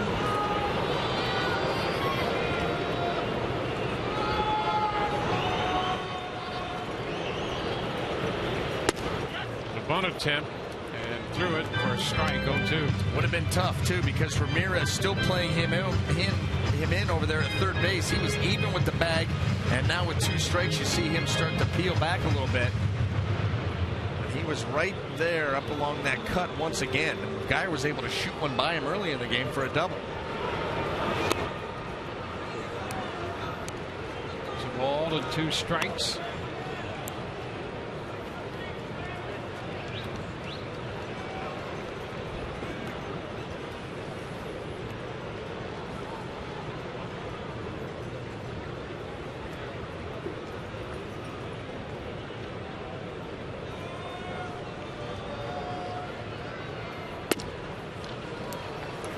Two and two.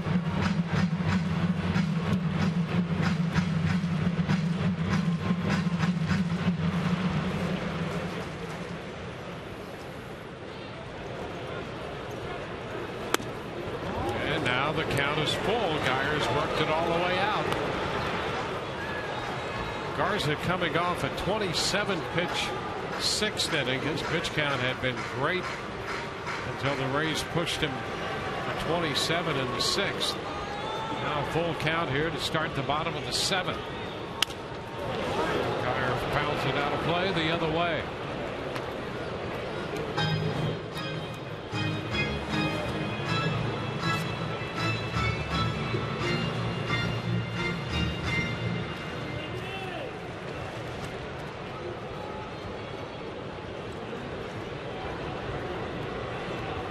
Two again. Fouled straight back. So, nice job by Guyer extending the count after falling behind.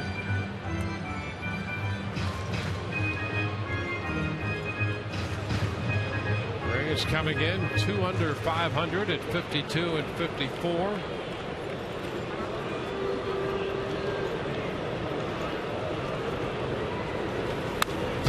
Foul ball again.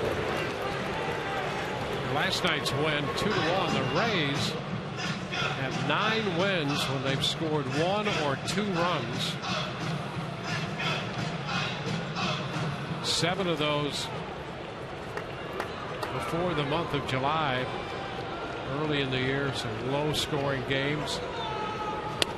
And a walk drawn by Guyer. Boy, what a nice at bat for Brandon Guyer. So Guyer leads it off, drawing a base on balls here in the 7th. As promised earlier, we have the AT&T fan photo of the game. Put your photo to #SunSportsFanPhoto for a chance to be shown in an upcoming game broadcast brought to you by AT&T.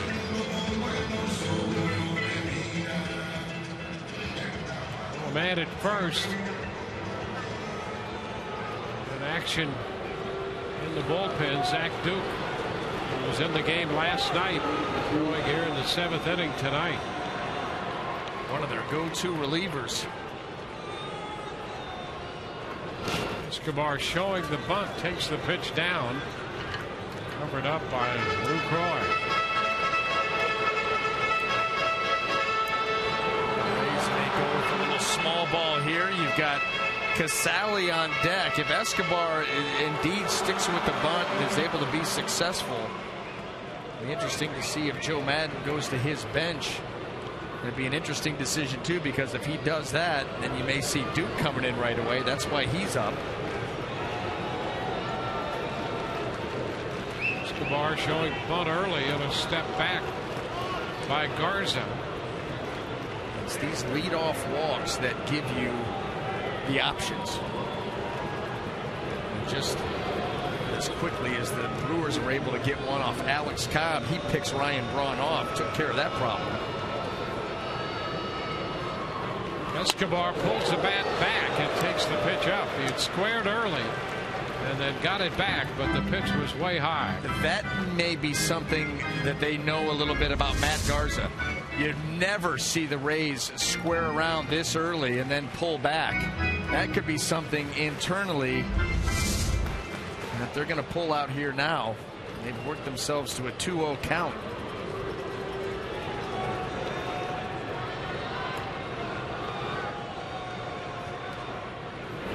And the pitch is high.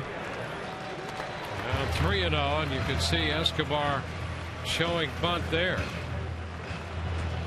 Well, and now the Rays in a very good spot.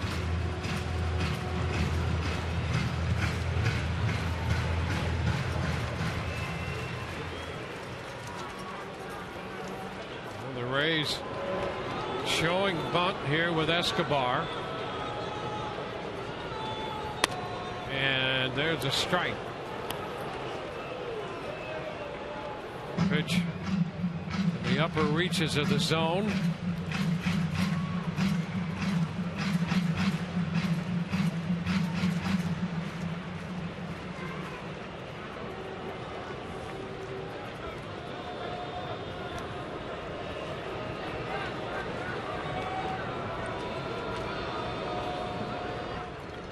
Step back by Garza. Now Garza's going to step back off the mound. And all of this, that great at bat by Geyer, starts the element of frustration because Garza got ahead of him and Geyer fouled off pitch after pitch and walked. And now Escobar's flashed the bunt a few times early, working the count to 3-1. Yeah, there are mind games going on here. And that is a strike. Escobar threw the bat away. Thought he might have got the call there to walk. He bunted it. He tried to bunt it. And you know what? Here's the thing. It didn't matter if he was pulling it back. This is a strike. Right down the middle.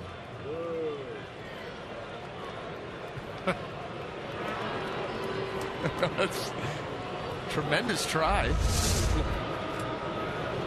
So now 3-2. A chopper down to third. Ramirez down to second for one. First base not in time. Ramirez to Jeanette, getting the force on Geyer. You know what? You can give credit for a great at-bat to Brandon Geyer, and you give credit to him, too, for that double play not happening. He went into Scooter Jeanette very aggressively, forced him off that bag, gave him no time for the return throw, and his teammates acknowledging that. Watch how quickly he gets down there.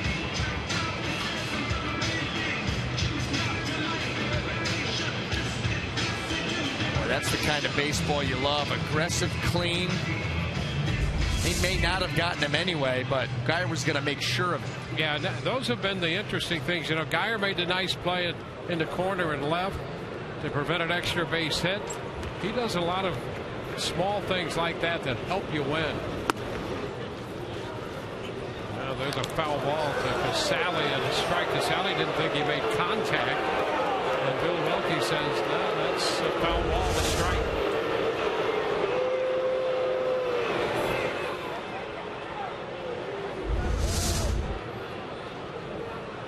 One on with one out.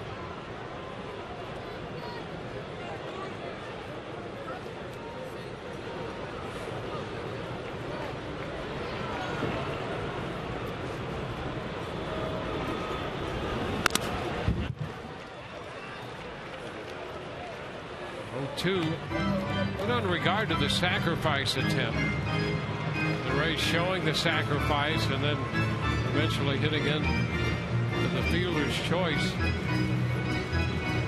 They're third in the league in sacrifice hits, behind only Texas and Cleveland.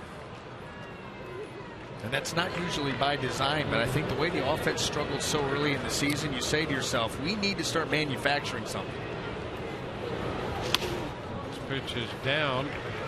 I mean, you really have to adapt to what your offense presents you. You remember, it wasn't that long ago where the Rays ran the American League off the base pass. They had speed to burn, and they would lead the league in stolen bases, I think 4 or 5 years in a row. Well, that's not an option anymore. So you got to figure out new ways to score.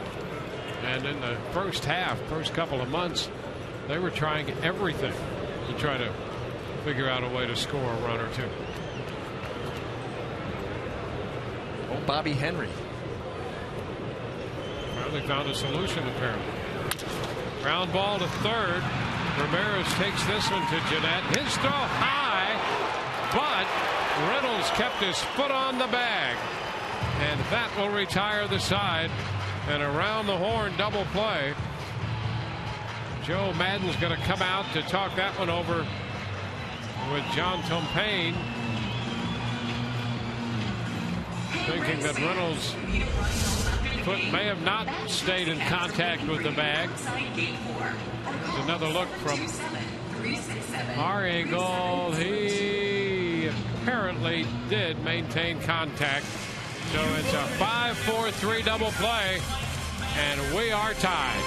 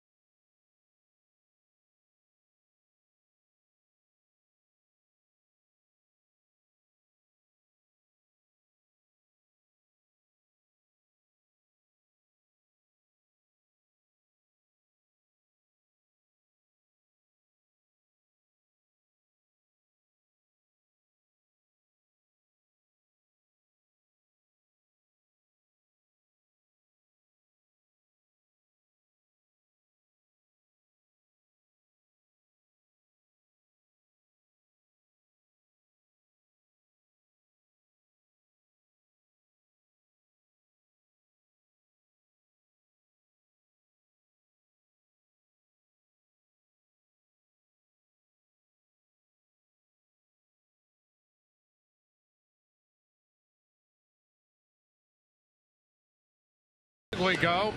Alex Cobb on the hill for the Rays. Grant and Angie Balfour, the Rays' wives, are teaming up with Smile Train to help children with cleft lips and pallid smile for the first time. Join them on Saturday as they go miles for smiles, riding bikes in the porch throughout the game. Visit smiletrain.org/miles for smiles for information on how you can help.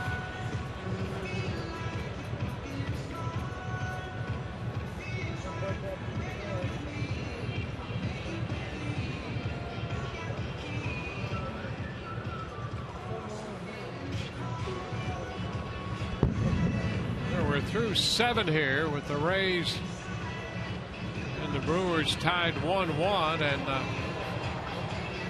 think Alex Cobb would like to have some work done to the front of the mound before we continue play here in the 8th inning. Alex, 7 innings with 10 strikeouts, a couple of walks, giving up a run and 2 hits. Tonight's pitching performance presented by Volkswagen. And so Cobb, coming off that great outing on the road against the Cardinals, has pretty much duplicated that here tonight against Milwaukee. Well, you just go over the last 14 innings. He's given up 1 earned run, 7 hits, and has racked up 20 strikeouts. And he is really locked in right now, and so you can understand in wanting to be and stay precise, get that mound fixed, so there's no margin for error in this game. Well, the Rays won last night 2-1. We're tied 1-1 in this game, and tomorrow tune in for the Wednesday showdown, brought to you by your Tampa Bay area Mazda dealers. We'll greet you at 11:30 with our pregame coverage on Sun Sports. David Price will make the start for the Rays. Price looking for his 12th win of the year, scheduled to go against Giovanni Gallardo, who is 5-5 in the wrap-up game of this series against Milwaukee. Then the Angels will come in over the weekend. The Angels currently playing the Orioles in Baltimore. The Angels hitting in the 7th inning. They're trailing Baltimore by a run, 6-5. And they're trying to put something together. They've got a couple of men on in the top of the 7th, down by a run in Baltimore. And in regard to tomorrow's pregame on Rays Live, the pregame show presented by your Gulf Coast Honda dealers. We'll take a look at how dominant David Price has been in the month of July. And Fox Sports Florida Girls interview. Annie Lee and Jordana will be a part of Rays Live, the pregame tomorrow. Tell you what, they keep a busy schedule.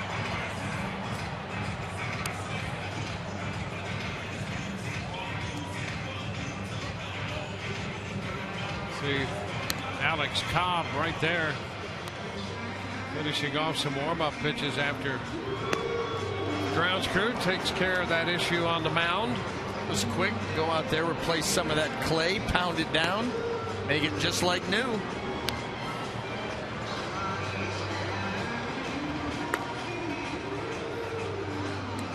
Blue Jays are on the road in Fenway Park, batting in the top of the 7th inning against the Red Sox, and Toronto has a 3-1 lead in that game. Rangers scored 3 in the bottom of the 3rd. They're now hitting in the bottom of the 4th inning in Arlington, leading the Yankees 3-1. Rays trying to inch closer to the 500 mark. A 1-1 tie. They started today 7 back of Baltimore and 4.5 out of the wild card. Toronto holding that second wild card spot right now. 8th inning underway. Mark Reynolds skies one to right field. Kiermaier, just a step or two from the track, makes the catch.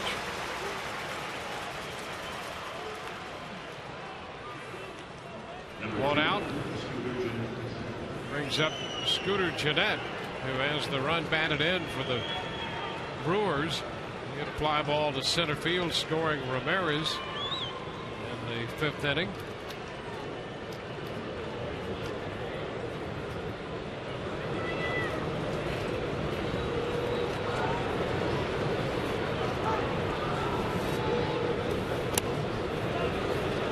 That is a strike on the appeal. Bob Davidson says he offered.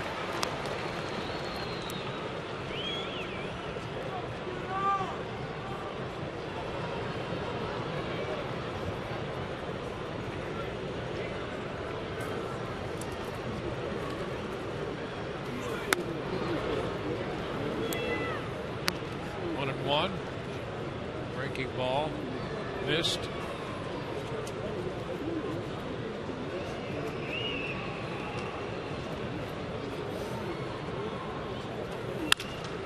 Base hit the other way.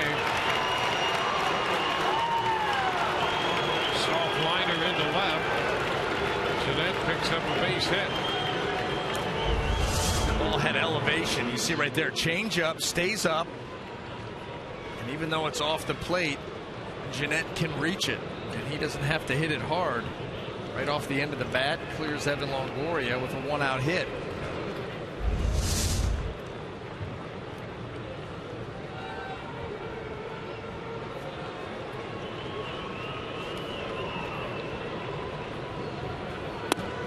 Segura takes the pitch inside. Fastball in there. 1-0. Brewers have had the big left-hander Will Smith up in their bullpen here at the top of the 8th. Jeanette at first with 1 out.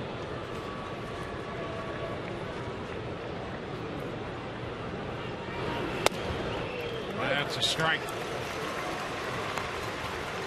1-1 to count.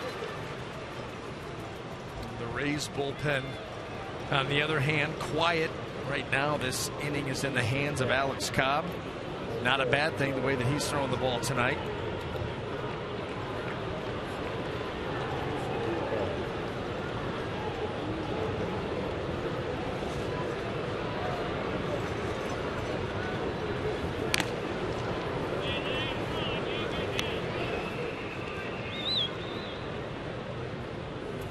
Brewers scored their run in the 5th.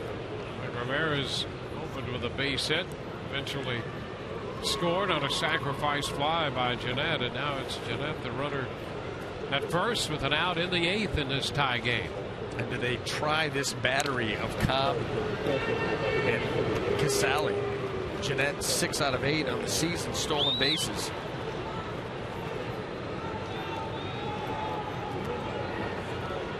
Or do they go traditional hit and run? You got some choices here to make. Tapper foul, now 1-2. Well, now you got a chance here to put Segura out. Alex Cobb, 10 strikeouts already. Season high is 11.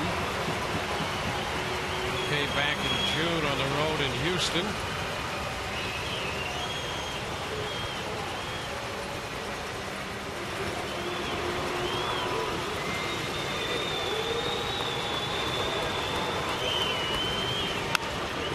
The right side foul.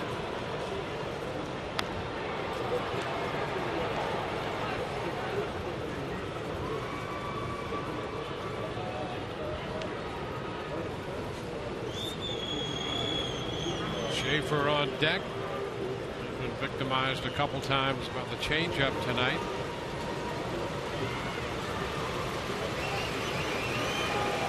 Closing in on 100 pitches.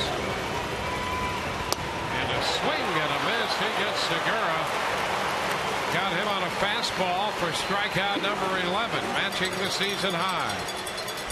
Now on this fastball up and in, this ball is not a strike, but Segura just gets tied up, comes out of himself just a little bit. No chance on that pitch right there, and he does get punch out number 11. And going up here against Schaefer, he's already victimized twice. Schaefer playing center field tonight. Jeanette back in at first.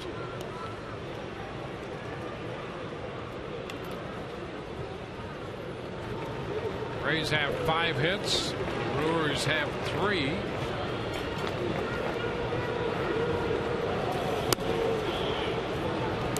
It's ball as he shortened on the bat. And Balfour begins to throw in the Rays bullpen. Cobb right now at 98 pitches.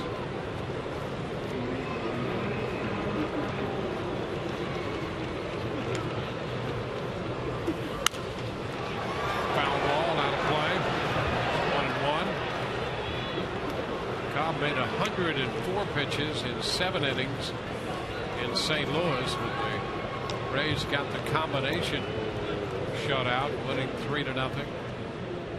Cobb 7 and Boxberger and McGee finished that one off last Wednesday.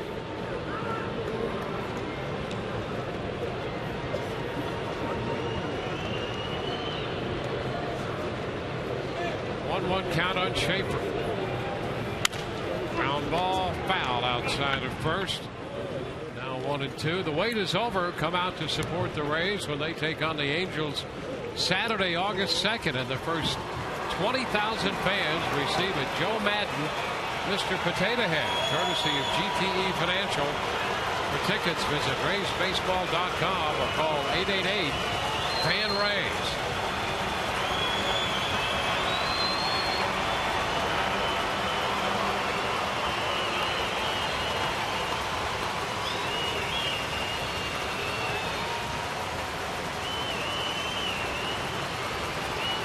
Cobb ahead of Schaefer. The number 9 hitter.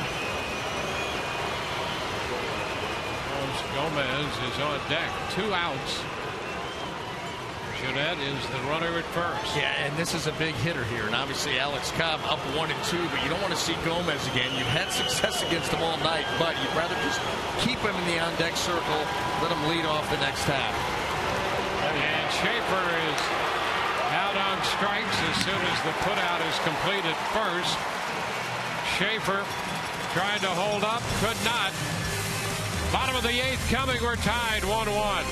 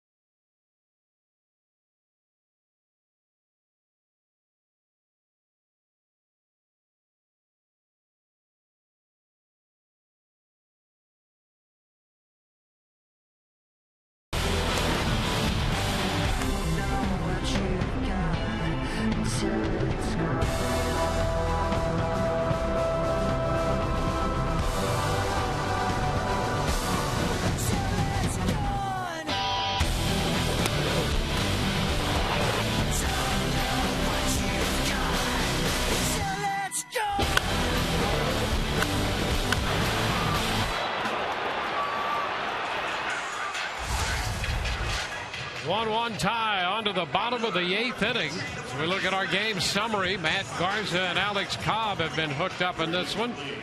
Cobb 12 strikeouts tonight through 8 innings. His career high is 13. That came in May of last year. So 12 strikeouts for Cobb. Matt Garza worked the front 7. And now he'll give way to the left-hander Will Smith. Pinch hitting for Kiermaier, Sean Rodriguez to face the lefty. First pitch, he drops in there as a strike.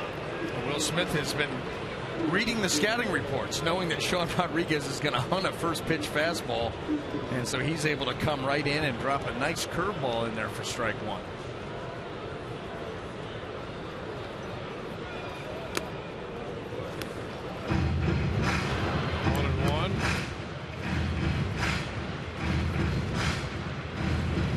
Boxberger up in the Rays bullpen.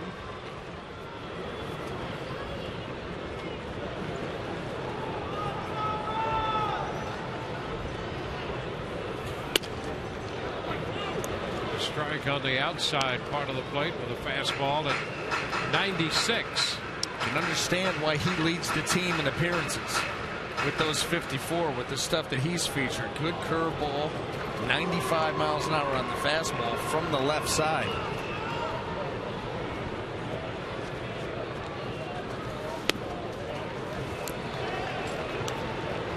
Counted in the sliders, so we've seen the curveball to start things. Impressive velocity out of the fastball, now slider. All in the first 4 pitches. We've seen the whole gamut.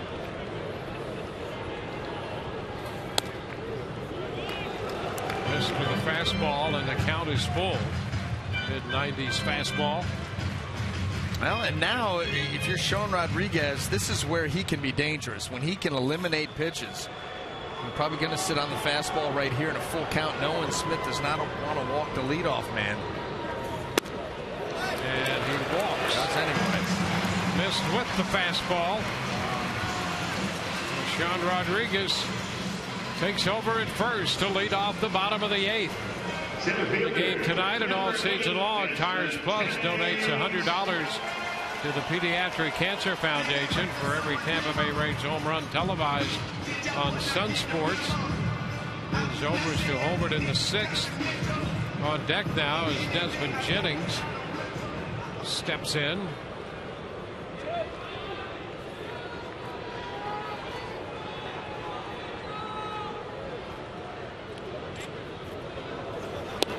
Jennings showing the bunt and the pitches of all. Garza threw 101 pitches tonight. 7 innings, 5 hits, a run. Struck out 2, walked 2, and gave up the home run struck by Ben Zobrist. And did a really nice job in that 7th inning of pitching around that leadoff walk. Something that's going to be difficult. Boy, you tempt fate too many times with leadoff walks, and it will come back and bite you. Milwaukee has done that again here in the 8th.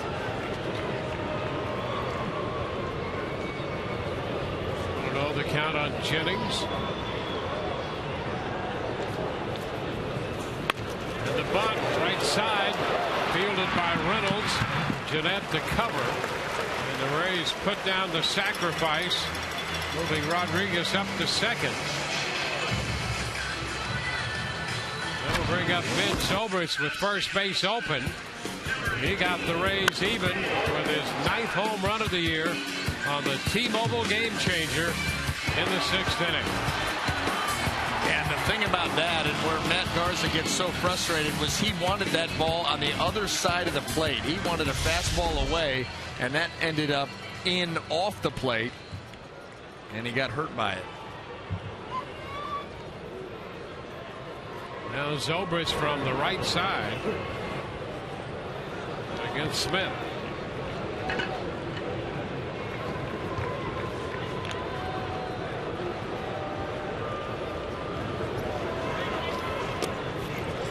Bounding away from Lucroy, and a move up by Sean Rodriguez to third. Breaking ball popped away, and Rodriguez aggressively moves over to third base. That's why leadoff walk, opportunity to bunt, no margin for error. A first pitch breaking ball gets away from Lucroy. That's all it takes. And now the Rays are in tremendous position. A nice job by Rodriguez. Good secondary lead and great anticipation. Well, he did a lot of things right there. That secondary lead, head first to the back of the bag, moving up on the wild pitch. Infield must come in. 2-0 the count.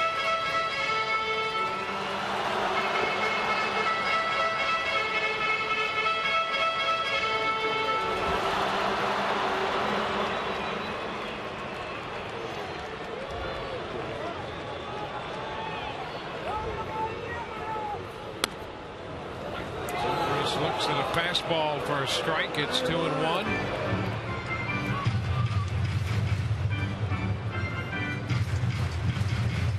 Angels have tied the Orioles in the 7th inning with a run. Baltimore coming in ahead in the bottom of the 7th, tied 6-6. Now the 2-1 to Zobrist. A foul ball. 2-2.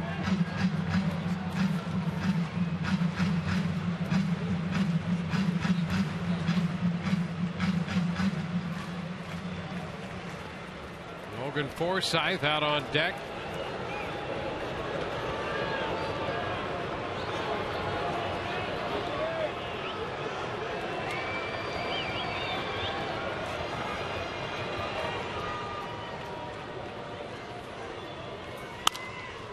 Foul the other way, out of play.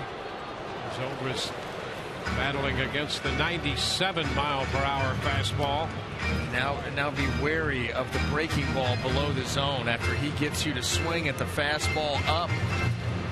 That 97 may try to come right back down. And with the job Lucroy has done behind the plate, they have confidence in him with this big run down at third base. 2-2.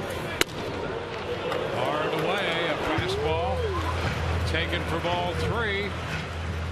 3-2. During Ben's hot streak, he's done a great job of refusing to expand his strike zone. Seeing the ball well now, has everything defined. One more pitch. Here we go, 3-2. And a line drive, base hit into left. Rays will take the lead. Ball back into the corner. Extra bases for Zobrist. It's 2-1 Tampa Bay.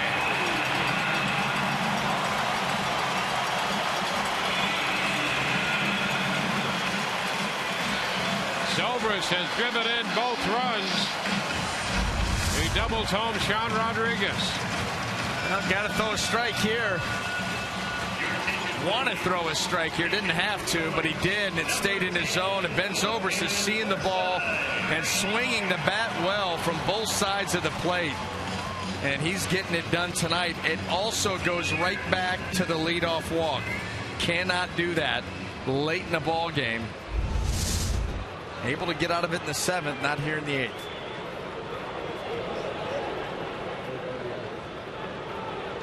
Now Logan Forsythe will try to add to this lead. He pinch hits for Matt Joyce against the lefty.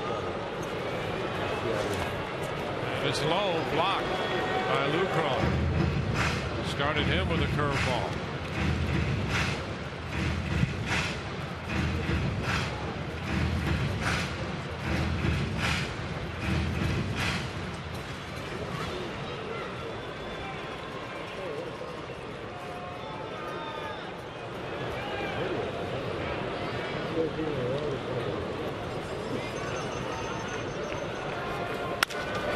High shot deep into left center field. That ball will carry off the top of the wall. Zobrist will score. Forsythe has doubled home a run, and it's 3-1. Boy, Logan Forsythe gave that one a ride, and the Rays have a 2-run lead. Showing some power right there. That's right. Logan Forsythe, this was a missile.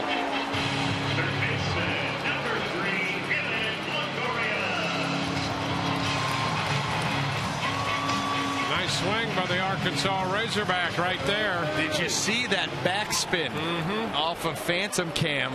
That's where you get that carry from. About knocked down the wall out there in left center.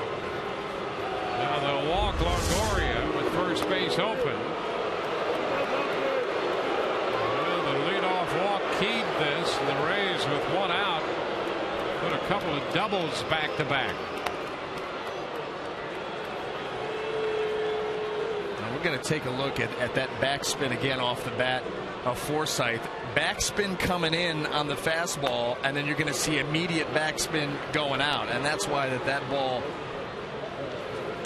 just continued to carry and hit that wall out in left center field with a thud. Great shot of it right here.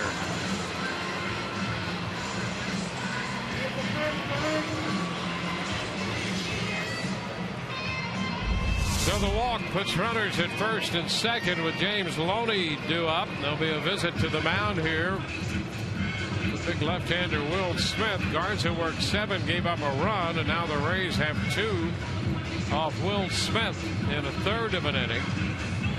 You saw the right-hander Estrada getting hot in the bullpen down the left field line.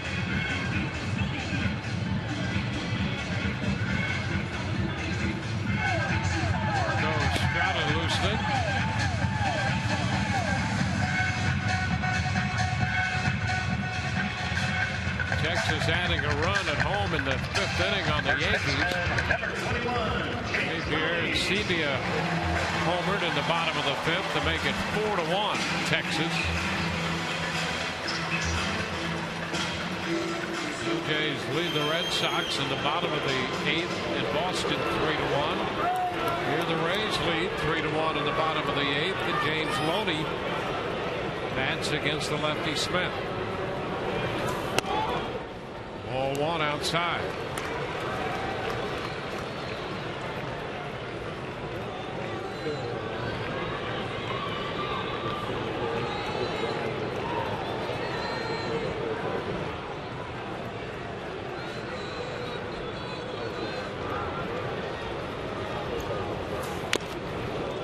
Foul back in the mid of LaCroix.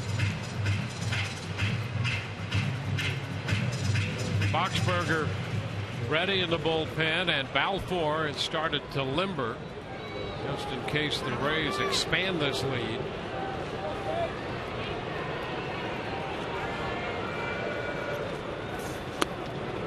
Let's take too low. 2-1.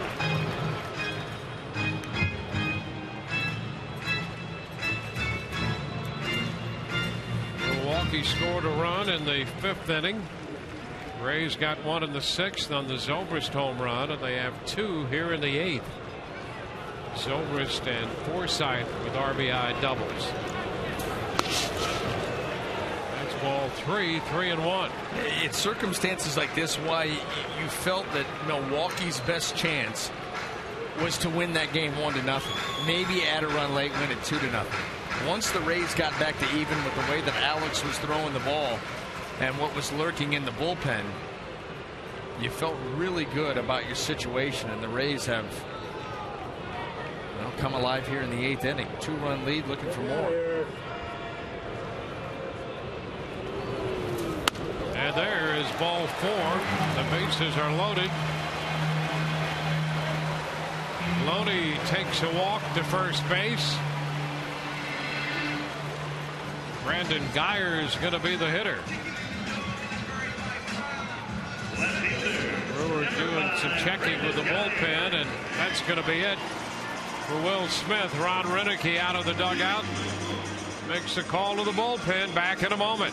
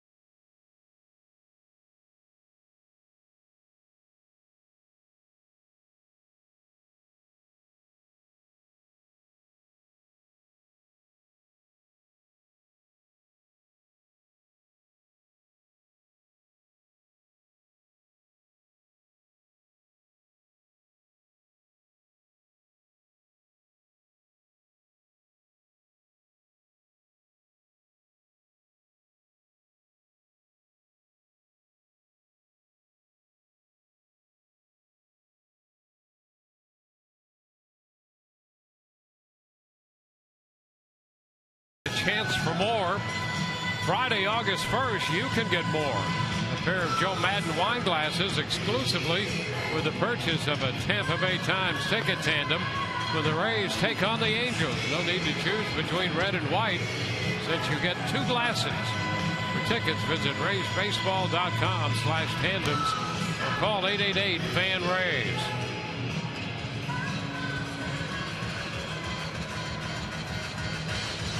Marco Estrada, the new pitcher. Left fielder, number 5, Brandon Pryor.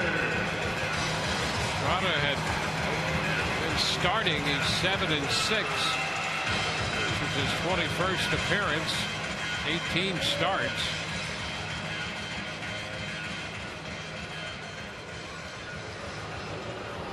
Not an enviable position to be put in. Bases loaded, just one out. Well, his last appearance was the start that we referenced Garza made against Washington and was knocked out in the first inning. Pitched a third of an inning. Estrada's pitch is low to Brandon Geyer. Estrada pitched 5 2/3 in that one in relief.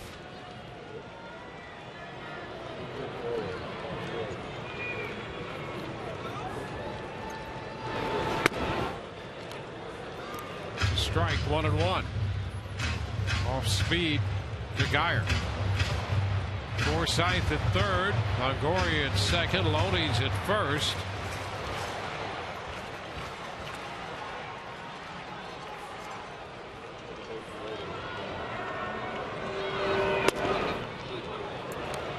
Strike, 1-2. Double by Zobrist scored a run. A pinch hit double by Forsythe drove in another run. The Rays have since loaded the bases. 1 out, 1-2 the count on Geyer. Number, first base side. Throw to the plate, not in time. Reynolds tried to get the force, and Forsythe beats the play. The Rays make it a 3-run lead now. It's easy to see from up here that was not going to work out. Mark Reynolds is trying to sell out and cut that run off at the plate.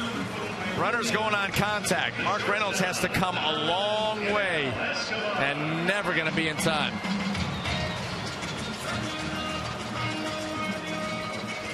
Geyer gets an infield hit on that one. And a run batted in. Forsythe scores the run. By the way, Forsythe, with that pinch hit, has moved his career average as a pinch hitter over 300. He's now 16 out of 52. There's Janelle Escobar, bases loaded.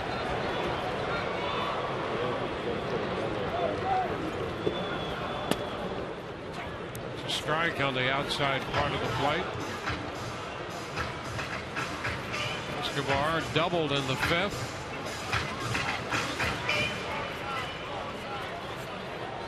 Longoria's at third, Loney at second, and now Escobar and Bill Welke having an issue. How about that?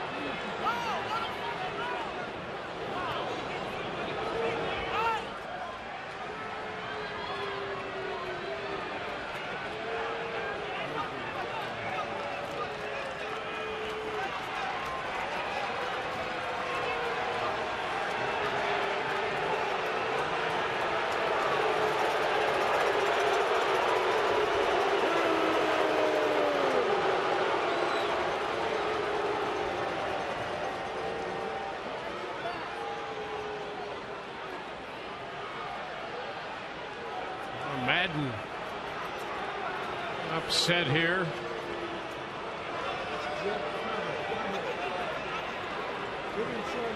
Bob Davidson down from third base.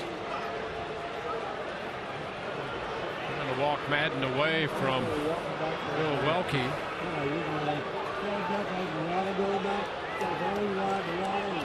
Madden arguing on the quick ejection. Let's see right here. Call a strike.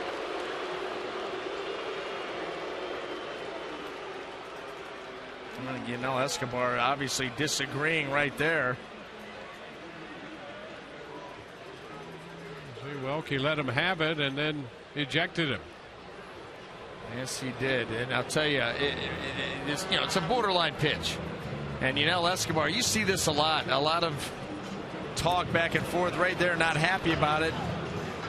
And you see this back and forth a lot. Escobar saying that's not a strike.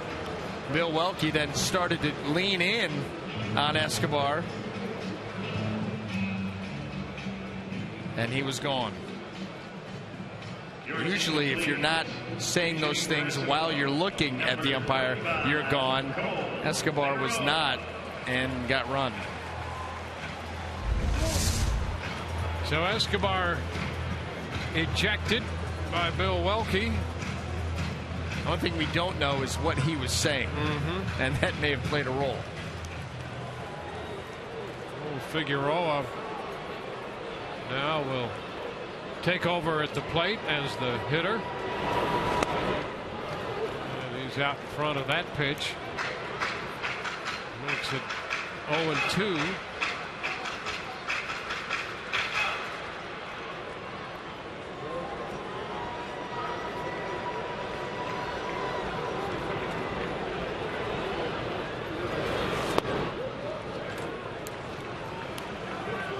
Ball, 2 strikes to Figueroa.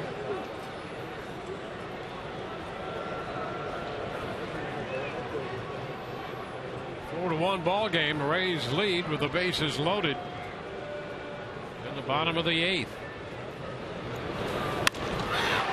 Fly ball toward the left. Davis does not have a good arm. The catch made.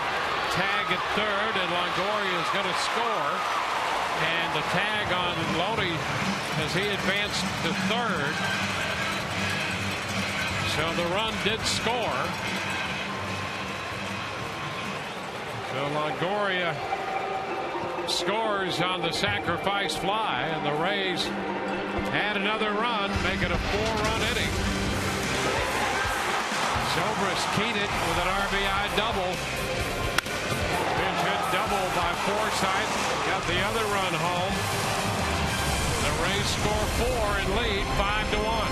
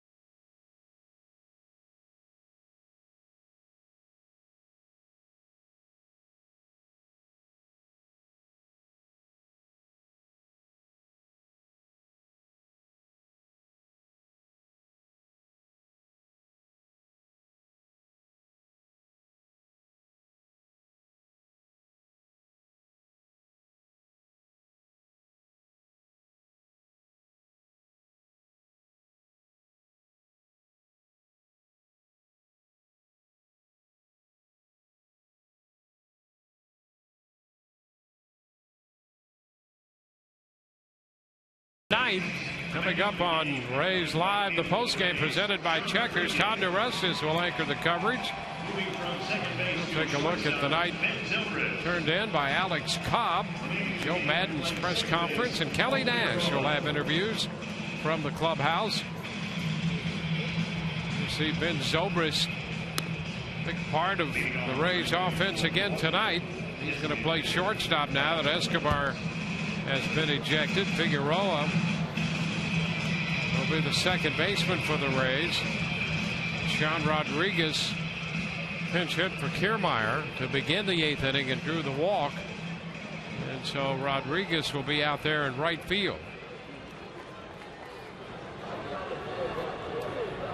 New pitcher for the Rays is Grant Balfour, making his 41st appearance. And he faces the top of the order. Luis Gomez. The pitch is high. Cobb worked 8 innings, 3 hits and runs, struck out 12, and walked 2 tonight.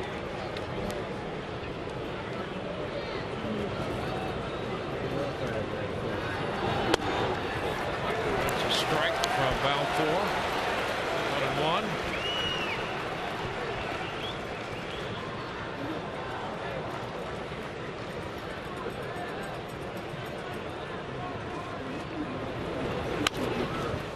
Back into the screen, foul.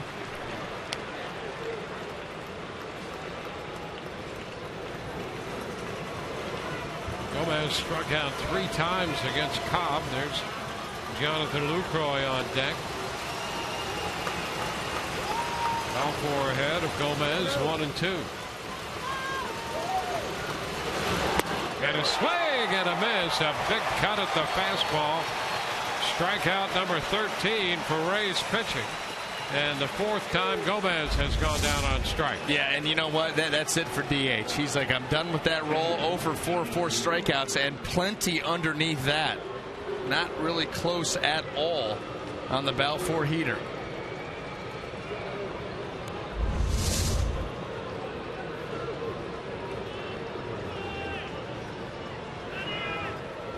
Here's the catcher, Jonathan Lucroy.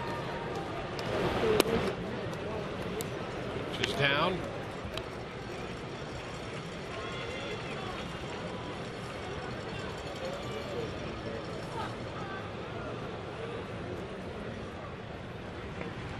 Roy drove one off the wall and left in the 4th, and Geyer's nice play held him to a single.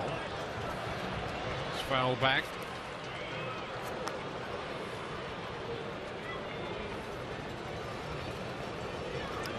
The focus of this Rays team has been razor sharp. You know, Joe Madden keeps talking about this team playing September baseball already, playoff run baseball, but I'll tell you what, they are bringing it every single night, all facets of the game. The pitching has been off the chart, whether it be starter or bullpen.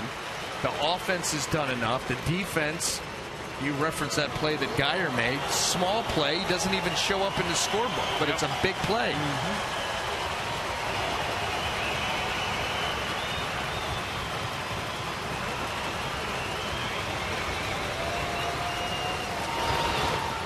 Geyer involved in at least 2 plays tonight, one in left field and one on the bases. Yeah, that were big, that don't necessarily create a lot of attention when you look at the box score. Especially if you're looking at my book.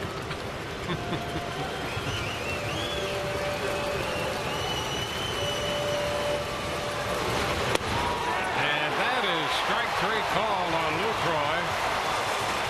Strikeout number 14 for Rays pitching. So the Rays are 1 out away from a victory here, which would be the first of the year at home for Alex Cobb.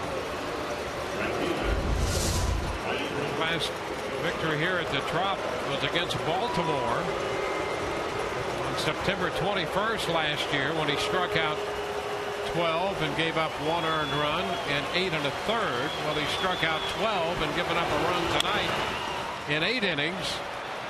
Ryan Braun fouls this one out of play. Strike 1.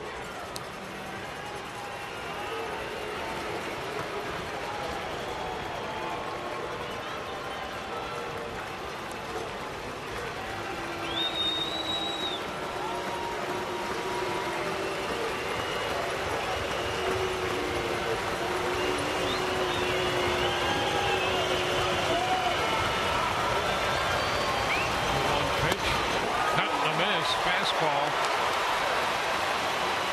0-2. Balfour quick on that pitch. I was going to say, Grant Balfour is looking strong to quite strong, and he's going to that fastball a lot. That was the difference with him early. He loaded up on the slider a lot, but he's had some hop on the fastball here. 0-2. A little pumped up there on the pitch up and in. 1-2. He was huffing and puffing out there on the hill. Just a setup pitch. Change the eye level, move some feet.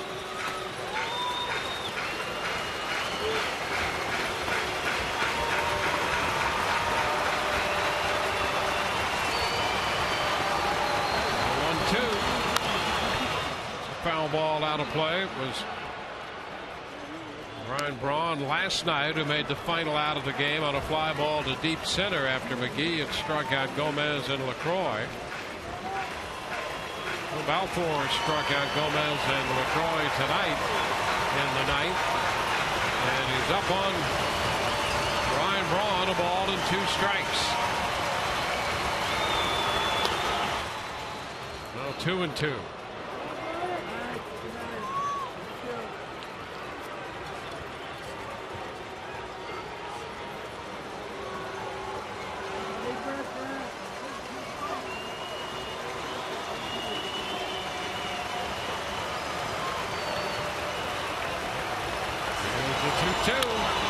Chopped to short.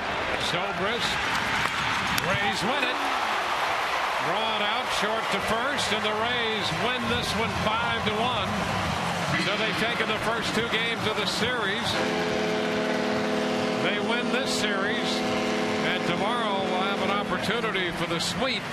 Boy, what a performance by Alex Cobb. The Rays win this one 5-1. I was a bigger fan of the rock, paper, scissors out in the outfield. Both Brandon Guyer and Desmond Jennings with scissors. Rodriguez goes paper.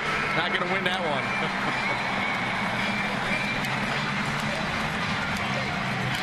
Rays pulled within a game of 500. They're 53-54 after their season's low of 18 under 500. They're 1 game away from the break-even mark. Do you remember when Joe Madden said he wanted to get the team to 50-50 and then take his chances? Well, he didn't think that was going to happen. Not that quickly. Maybe 54-54? Yep. Well, that's certainly within reach now. 5-8-0 for the Rays tonight with 5 left. 1-3-0 with 2 left for Milwaukee. And Alex Cobb will pick up the win. He is 7-6. Will Smith, the losing pitcher, 1-3.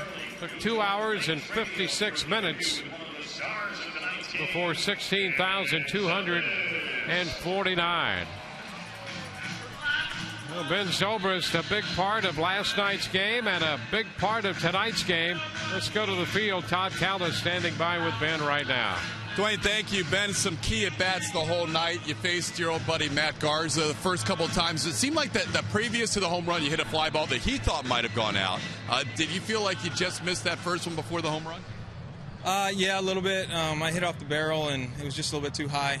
If I want to get it out, I usually have to go down the line a little bit more. So, he was pitching really well. I thought, he wasn't leaving a lot of pitches over the middle of the plate. Obviously, he's got great stuff, so it was tough to score runs till late there. And obviously Cobb pitched just as well. He was phenomenal too. Take us through the home run. It's a 1-0 game. He hasn't given up anything to that point, and it was a 0-1 pitch, I believe, or 1-0 pitch. Second pitch. Yeah, it was a fastball in, and I was just fortunate. I think it was pretty hard.